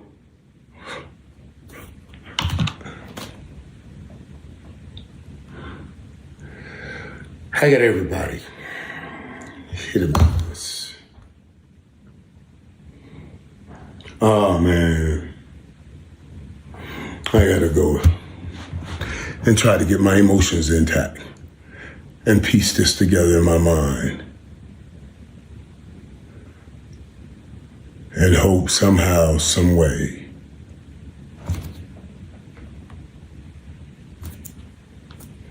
that I'm gonna pinch myself and wake up and find out it's all just a dream. And Micah Parsons is still here. Welcome in, everybody, to another special breaking news edition of Football 24/7. Here I'm joined by John McMullen live, reacting to the breaking news of the day. Micah Parsons gets traded to the Green Bay Packers from the Dallas Cowboys. I cannot believe they did it. John, I'm not going to cloud it at all. Everybody wanted to hear from you earlier. Your first thought on the Dallas Cowboys trading Micah Parsons for 2 first-round picks and Kenny Clark to the Green Bay Packers. Yeah, it seems like a lot on the surface, but if you dig deeper, it's this is a pretty good trade from the Packers standpoint. But the contract is obviously the largest non-quarterback contract in NFL history, which is no surprise. We all knew whether Micah was going to get that in Dallas or somewhere else, he was going to get that. So. That's part of doing business with great players. In theory, you want to have great players, although it seems like a lot of NFL teams don't subscribe to that theory, or at least some. But, yeah, I mean, we've talked about it a lot in the past. Jerry Jones, great businessman, Hall of Fame businessman. He is killing the Dallas Cowboys from a football perspective. He is killing that team from a football perspective. Kenny Clark's a good player. He's over 30. I mean, he's been a good player. I don't know how much is left. So, and then 2 first-round picks. Green Bay is already a pretty good team, and they get much better with Micah Parsons. So you figure those first-round picks, best case scenario in the 20s, maybe late in the 20s, maybe they even win it all. And it gets really late. So we talk about that with the Eagles.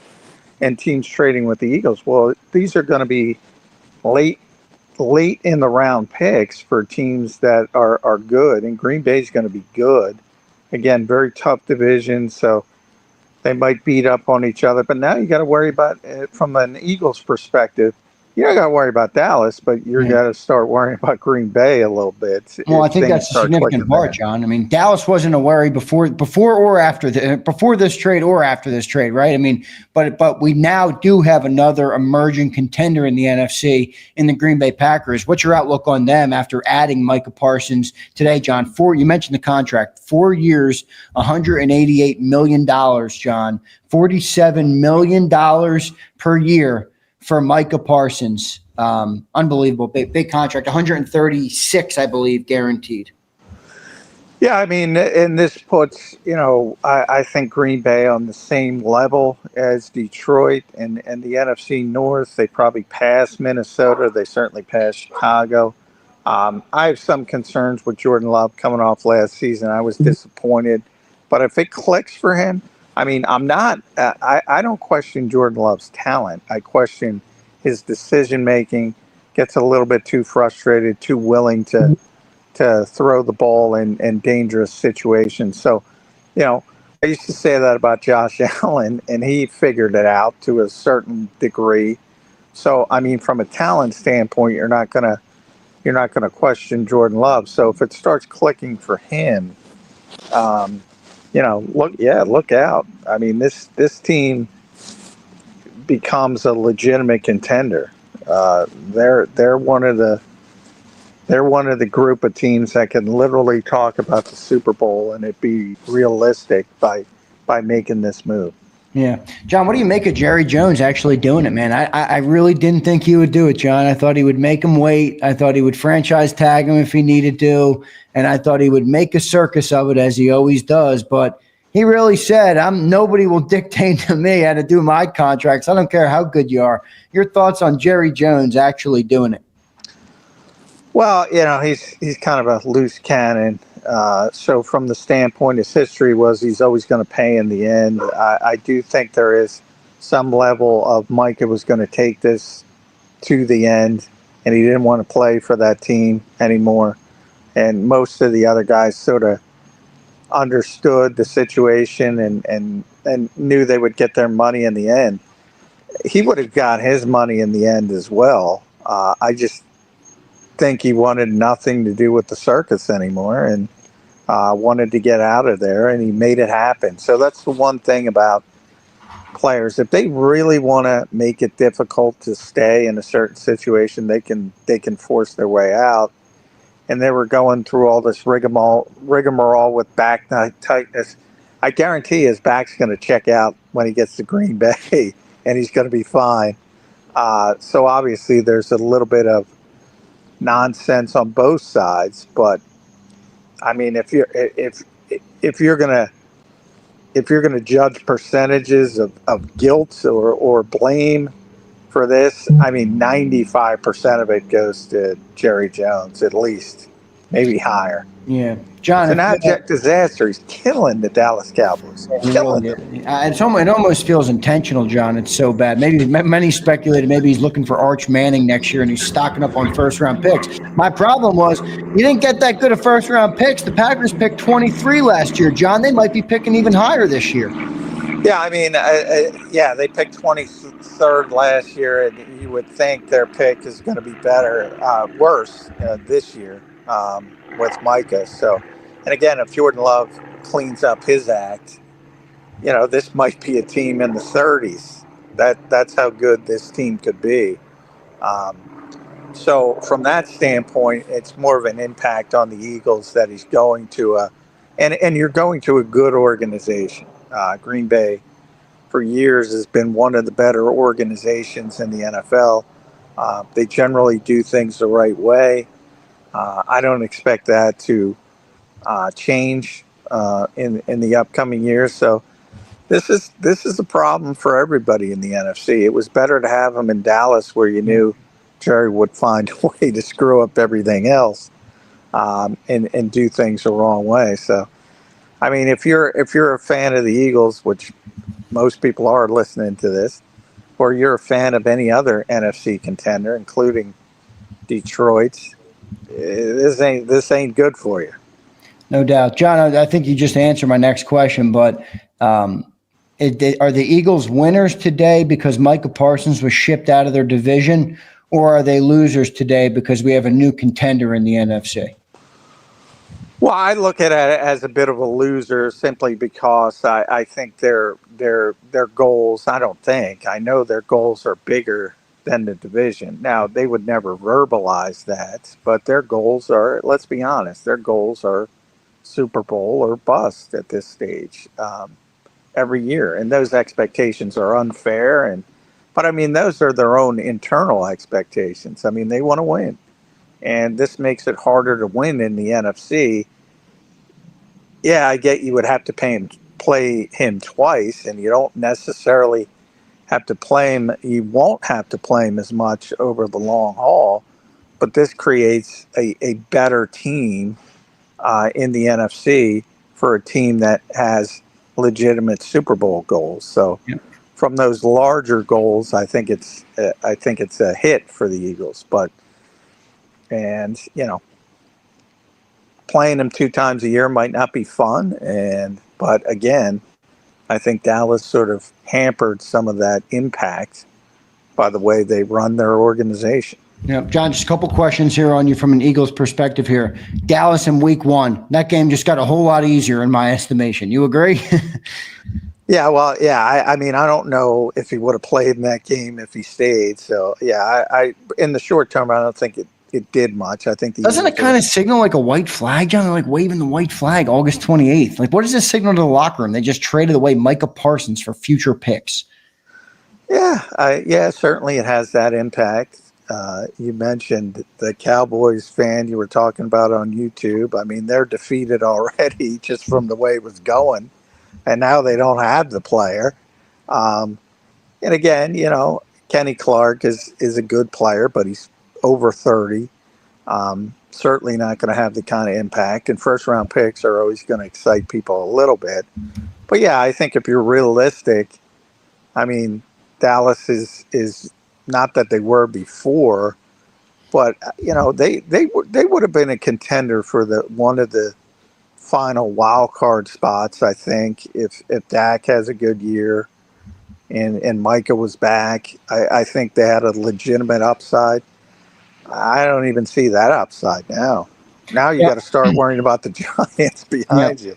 John, last question, man. Does this change what the Eagles are going to do? We've been talking about edge rusher for a long time. I've been pounding the table for Trayvon Walker. I'm wondering if the cost for Trayvon Walker went down a little bit after seeing the Micah Parsons package. Do you think this changes what the Eagles would do or will do? Because, John, one thing you can't do in the NFL is rest on your laurels and think that nobody's going to catch up to you when you feel like when you feel like the best. You got to continue to get better. Your thoughts on if this will change how the Eagles handle the next couple of weeks or next couple of months? Well, I think they're going to wait and see what they have. How we mentioned, we're gonna gauge what we have in September, and then I think he's going to make the decision to make a move, whether it's for somebody on the trade market before the trade deadline. I think it's been pushed back.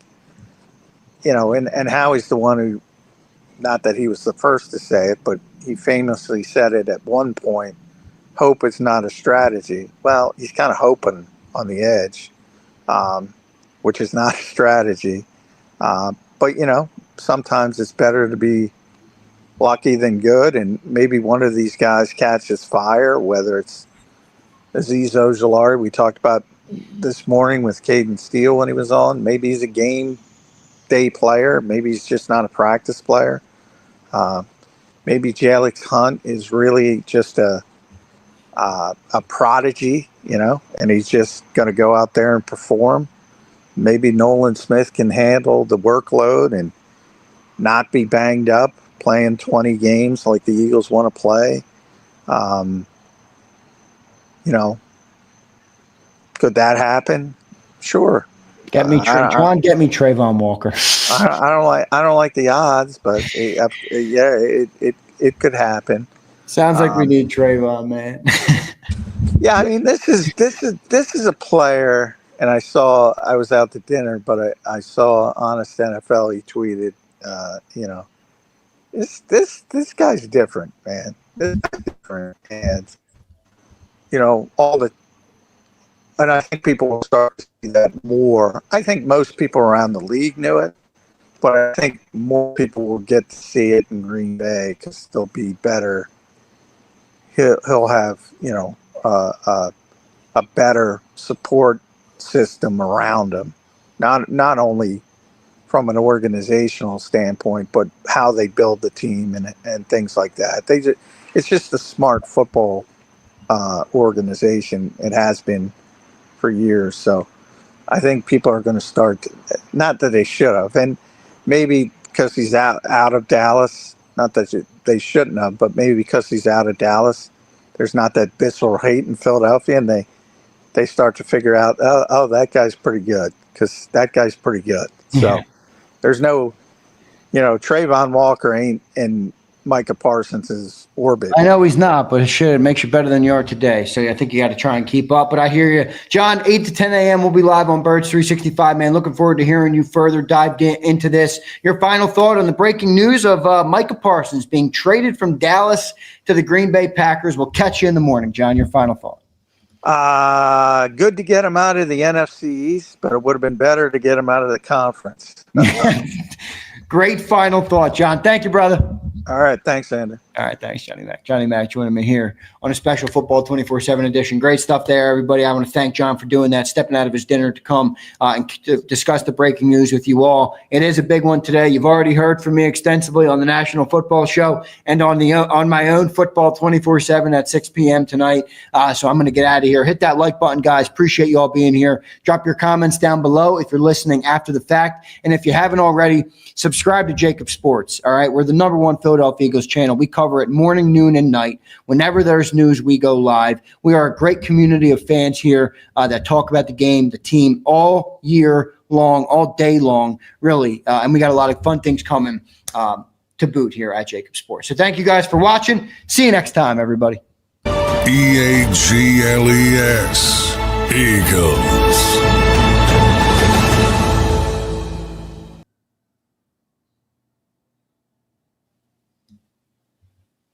Welcome in, everybody, to a breaking news edition here of a live stream show. Sorry, I was supposed to have an intro play. It didn't play, but Micah Parsons traded from the Dallas Cowboys to the Green Bay Packers. Now, before we dive in and break it all down, I think we first have to chuckle a little bit. We got to chuckle a little bit at the Dallas Cowboys, all right? We are a Philadelphia Eagles channel. I am a Philadelphia Eagles fan.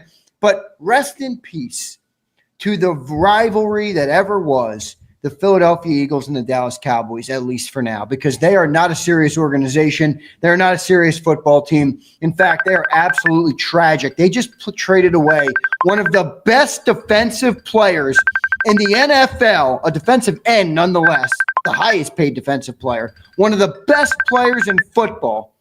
And how old is he, 26? For 2 late first-round picks and a 30-year-old defensive tackle? What are they doing? What are they doing?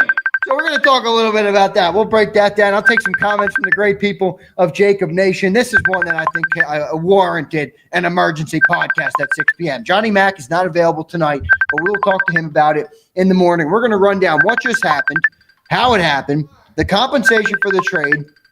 We're going to take a look at Micah Parsons. We're going to look at Dallas after what they did, all right, what they look like now, what it looks like for Green Bay now. I think the truth of the matter is that Green Bay is a better contender both now and in the future in the NFC. We'll talk a little bit about that, and then we'll take an Eagles angle to it as well, because I think there's a lot of good stuff there from an Eagles perspective, and we'll do all of that, and then I'll kind of dive into it with the chat, and we'll kick around some topics that way. So let's kind of start with, all right, what just happened? What just happened today? The move is the Dallas Cowboys have traded Micah Parsons to the Packers for defensive tackle Kenny Clark and 2 first-round draft picks. Green Bay immediately then signed Micah Parsons to a 4-year, $188 million contract. I'll say that again. 4 years, $188 million contract. That's $47 million a year. I believe the guarantees are $130 million. So really around $34 million in guarantees per year. All right, pretty unbelievable. I never thought that Jerry Jones would pull this move. I never thought he would do it. I never thought he would pull the trigger on it. And the fact that he did it really shows you how willing he is and how big his ego is. Nobody will try and dog walk Jerry. Nobody. He doesn't he showed you, I don't give a shit about my football team. You don't dog walk me. I will take the humiliation kink all right, of trading away a player of this caliber before you dictate the way my contracts get negotiated. That's what Jerry Jones just did. He doesn't give a rat's ass about anything other than cementing himself as the man in the room. That's almost an impressive commitment to the shtick. An impressive commitment to being the top dog. And it's almost a humiliation kink. I mean, your team got way worse. Now, Roland says, Roland, thank you for the super chat, $5 super chat. Long live Jerry Jones. I actually don't know if I agree with you, Roland, and I'll tell you why. All right, I'll tell you why in a little bit. All right, let's take a look at who Micah Parsons is, guys. He was the 12th pick in 2021, Defensive Rookie of the Year in 21. He's been a multiple-time first-team All-Pro, multiple Pro Bowls. He has 52.5 sacks in 4 seasons. In 2023, he led the NFL in quarterback pressures, and in 2024, he ranked top 5 in the ESPN's pass rush win rate. So this is one of the dominant edge rushers in all of football. No ifs, ands, or buts about it. All right, no ifs, ands, or buts about it. So this guy is a versatile player. I think he immediately makes Green Bay a better football team. And the reason I'm going to bring Roland back up, all super chats will go to the top. Thank you, guys. The reason I say Roland, I don't know if I agree, is because the Cowboys were never going to compete with the Philadelphia Eagles this year. And again, we'll dive into all the ramifications of this move, what it looks like for Dallas, Green Bay, and all the things after this, and also what it cost each team. All right. But they were never going to compete with us this year. In fact, we were probably all projecting a blowout in week 1, 7 days from tonight. Almost 7 exact days from now. 7 days, 2 hours. That game will be kicked off. Okay. No, but they were not a competitor. In fact, I don't think they were a competitor in the next 3 to 5 years. So whether they paid Micah or not, doesn't matter. They were never close to the Eagles. They were never in our ballpark. They were never going to compete. Now, the Green Bay Packers, on the other hand, and I'm not really the biggest Jordan Love fan. I really don't like the player that much. All right. They are much closer to competing in the NFC than the Dallas Cowboys were. All right. So technically today, if you look at it strictly from an Eagles lens, an NFC contender got better today, and an NFC non-contender got worse. Who gives a shit? So from that perspective, I actually almost wish Jerry held out, made him wait, signed him to a franchise tag 2 years in a row, and then paid him top dollar, because in all of that time, in all of that 6-7 year window, they would have never had an opportunity to compete with the Eagles, and it never would have mattered. Now you send him to a team where, look, let's be real, while we might not think Green Bay is the best team in the NFC, they are certainly 100% more positioned to compete with the NFC now than they were 3 hours ago, 2 hours ago, whenever this trade came down. Okay? So from that perspective, I almost wish Jerry was going to Jerry, and he kept him and waited and made him wait and franchise tagged him and then paid him to the $55 million in a couple of years, whatever it would have been. All right. Now, in the short term, Dallas got worse. Now, this is notable because we're going to play the Dallas Cowboys 7 days from now in the home opener. We are going to demolish that team, admonish them, destroy them, a destruction of them. We might literally beat them by four touchdowns. It's going to be ugly for them. It's going to be really ugly for them. Think about what they just did to their locker room. It's August 28th, and they waved the white flag. Oh, yeah, give me 2 future first-round picks and a 30-year-old defensive tackle for one of the best young players in football.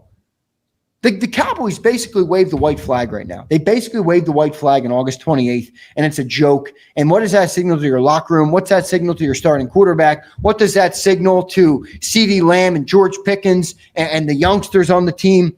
Just a bad way to do business. It really is. And the Eagles are, in turn, going to completely dismantle the Dallas Cowboys a week from today. But now you're looking at a defensive line there led by Matt Eberflus as the defensive coordinator. Yeah, who's going to sell me on that? With Sam Williams, Dante Fowler, Marshawn Nealand. I mean, what do they got over there?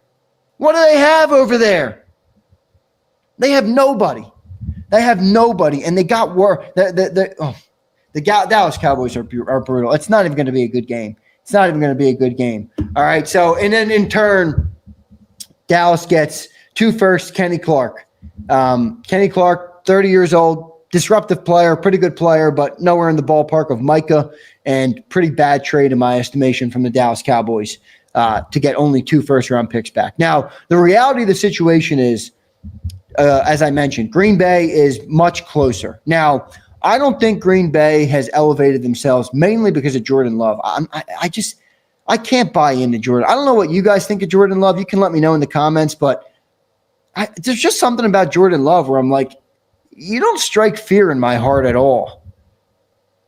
Like, if you tell me right now, in come the Green Bay Packers to the Lincoln Financial Field in the wild card game or the divisional round or the conference championship, I'm going to be like, Jordan Love, that doesn't scare me. Jordan Love doesn't scare me, but they are closer. Now, I still think the Eagles are the class of the NFC. I think the Rams are probably still maybe a notch better than them. The Lions are right there with them as well. I think they're a little better now than the Commanders, the Packers. I think they're a little better than the Commanders. So an NFC contender has been added to the mix, I think, in legitimate contenders who could win the NFC this year. And I don't view that as a great thing from an Eagles perspective. But look, they gave up Kenny Clark. Their run defense is going to be more shoddy, and they're paying a hefty price, man. That's a hefty price on Micah Parsons. Brian Pumper checks in. He says, Packers gave up their best run defender. I'm chilling. Let the NFC North destroy each other. I don't care about that extra shit. My rival got even worse. Well, Pump, there's actually some truth to this where that NFC North is a gauntlet. They are going to be fighting each other tooth and nail. All right, that's a tough division, and I like the way you put it. They could destroy each other a little bit, almost like the way they did last year. Remember, Pump, 3 teams in that division last year were really good. And then they got to the postseason, and it was like, oh, they all forgot they were good, you know? So they kind of destroyed themselves in the year. You saw that happen with the Detroit Lions. It's not a bad take by you, but if they do stay healthy, Pump, there's no doubt that an NFC contender got better. Devontae checks in. What's up, Devontae? Got to give it up for the old geezer yet again. He never proves us wrong. Gave up Parsons for dirty socks and a sweaty drawstring. Devontae, it's unbelievable, man. It really is. Again, Devontae, you almost have to respect the commitment to big dicking everybody, if that makes sense. I mean, he's like, nobody is dictating to me how to do my contracts, all right? I will give up Micah Parsons for a bag of peanuts before I let somebody gift my contract, before I let somebody dictate how I handle my contracts. All right? Amazing opportunity here. Really is just hilarious to think about. So here's what you get with your Green Bay. All right? You got Rashawn Gary, you got Lucas Van Ness already. You're adding in Micah Parsons. Their pressure rate. Now, this is why it's good for Green Bay. Their pressure rate, right, was 32.3 last year, 20th in the NFL. So they were not a good pressure team. And Micah Parsons has been one of the best pressure players in the NFL for the better part of the last 3 years. All right. When he was a rookie, he played over 50% of his snaps at linebacker. They quickly identified that he could play on the edge. And what'd they do? They moved him to the edge, and then he becomes one of the best pressure players in football. I'll read you guys the stats real quick on Micah Parsons. And look, I know not everybody loves him because he used to wear cowboy green or cowboy blue. He doesn't wear it anymore. But 52.5 sacks through 4 years.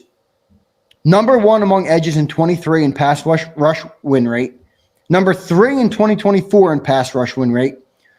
And 126 pressures with a 31% and a league best 19.1% pressure rate in 24. League best last year, and he led the NFL in double team rate for an edge rusher, 31.5%. All right, this guy's been graded as a 90-plus pass rusher on PFF each year of his career. I mean, this dude can rush the passer. All right, so when you're a Green Bay defense and you might think it's stopping the run, but they can't get pressure on quarterbacks, they're going to get more pressure with this. They are a better team today with Micah Parsons and less Kenny Clark than they were with Kenny Clark and less Micah Parsons. Obviously, I think that's obvious at this point. All right, I think that's obvious at this point. But really crazy. Honestly, I really can't even fathom that the Dallas Cowboys did this. I never thought they would do it. I thought it was all talk always. And they did it. This is what they did.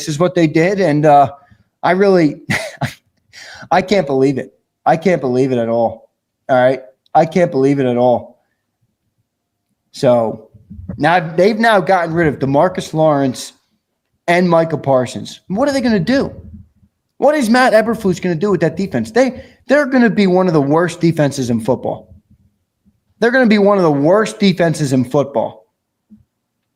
Okay? They're going to be one of the worst defenses in football. Now, how do you think the Packers will use Micah? Probably wide 9 on passing downs. A lot of inside stunts with him because he's obviously a very talented football player. You know, they do have Rashawn Gary and Lucas Van Ness. It's not a bad defense over there. They don't have great run stoppers, but shoot, man. Rome says, what up, Zay? Woke up from a nap to the news. Yeah, man. The Dallas Cowboys are more of a joke than you even thought, Rome. More of a joke than you even thought. All right. Here's the takeaway for the Philadelphia Eagles. Week 1 just got a whole lot easier. All right, we have basically now. I'm not going to do what the Cowboys do and wave the white flag before the game starts, or in this case, you know, tote the victory horn before we play the game. I'm not going to do that, but they got a whole lot worse, and our week 1 got a whole lot easier. That's just the reality of the situation. All right, our week 1 got a whole lot easier for Philly. There's no doubt. I mean, who they rushing the passer with? Lane Johnson has a day off. Lane Johnson, Mike, and Jordan Mailata have the day off. Nobody's rushing the passer on that team. Stop. Who's rushing the passer on that Dallas D-line? Is there any Dallas fan in here anywhere near us right now that can alert us to somebody that can get pressure on the quarterback on the Dallas defensive line? It certainly ain't Mozzie Smith.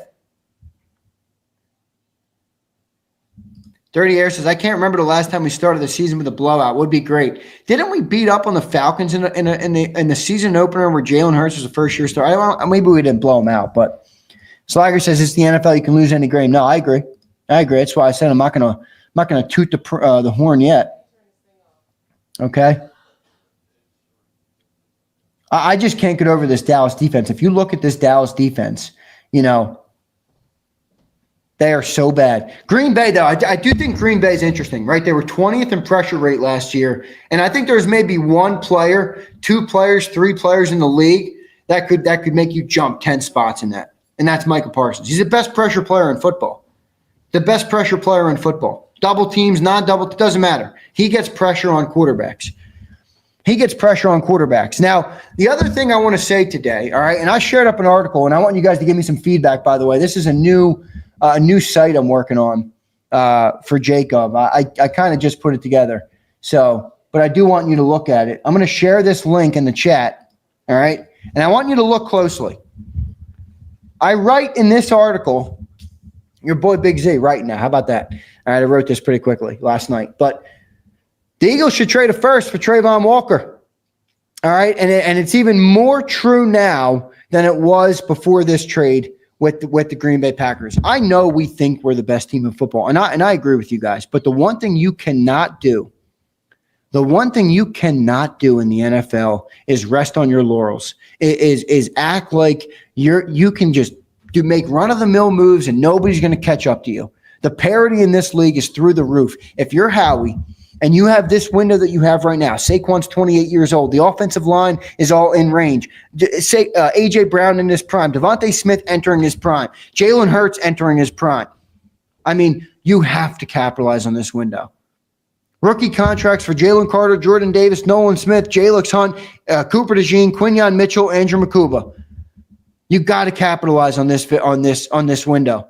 You really have to capitalize on this window. And if Trayvon Walker is at all available, I would make that splash move. It would completely change the trajectory of your defense for the year. It would completely set you up to have pressure. You know, I had one person mention back to me and they said, hey, man, we got to trade Nolan Smith if we go for him. And I'm like, why? We got Nolan Smith for 3 more years, guys. Think about it.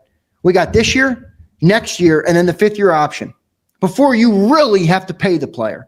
So 3 more contract years. By that time, you know, Howie will already have an out in the contract.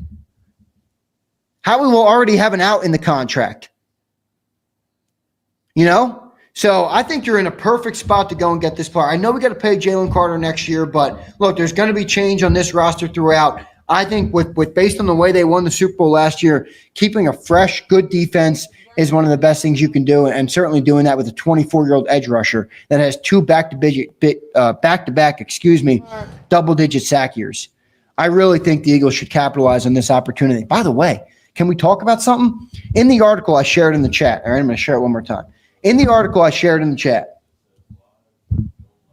did that work? Yeah, that worked. In the article I shared in the chat, I wrote the compensation, and I put a first and a third. Now, I wrote this before Micah Parsons was traded. Do you think I'm a little rich after seeing what Dallas got for Micah? Now, Dallas is stupid, and other teams might not be willing to take a deal like Dallas was because everybody's talking about Dallas got fleeced in this deal. But I wrote a 1 and a 3 for Trayvon Walker. Am I a little rich?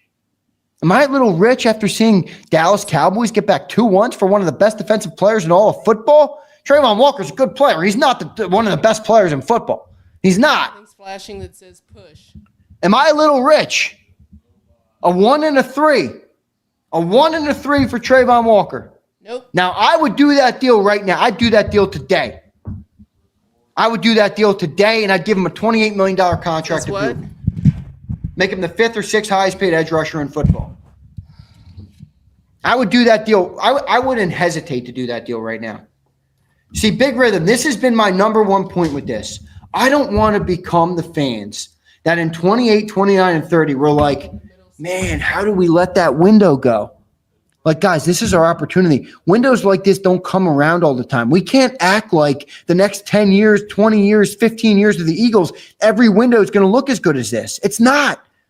Jalen Hurts is only getting older. A.J. Brown's only getting older. Saquon Barkley's only getting older. Now, granted, we're going to bring in new players. We're going to bring in other great players. We're going to continue to have a great football team that we're going to root for years to come, no doubt. But certain opportunities you have to take advantage of more than others. And the Eagles are in the middle of one of those opportunities right now. Right now. Take the one. Give me Trayvon. Come on, man.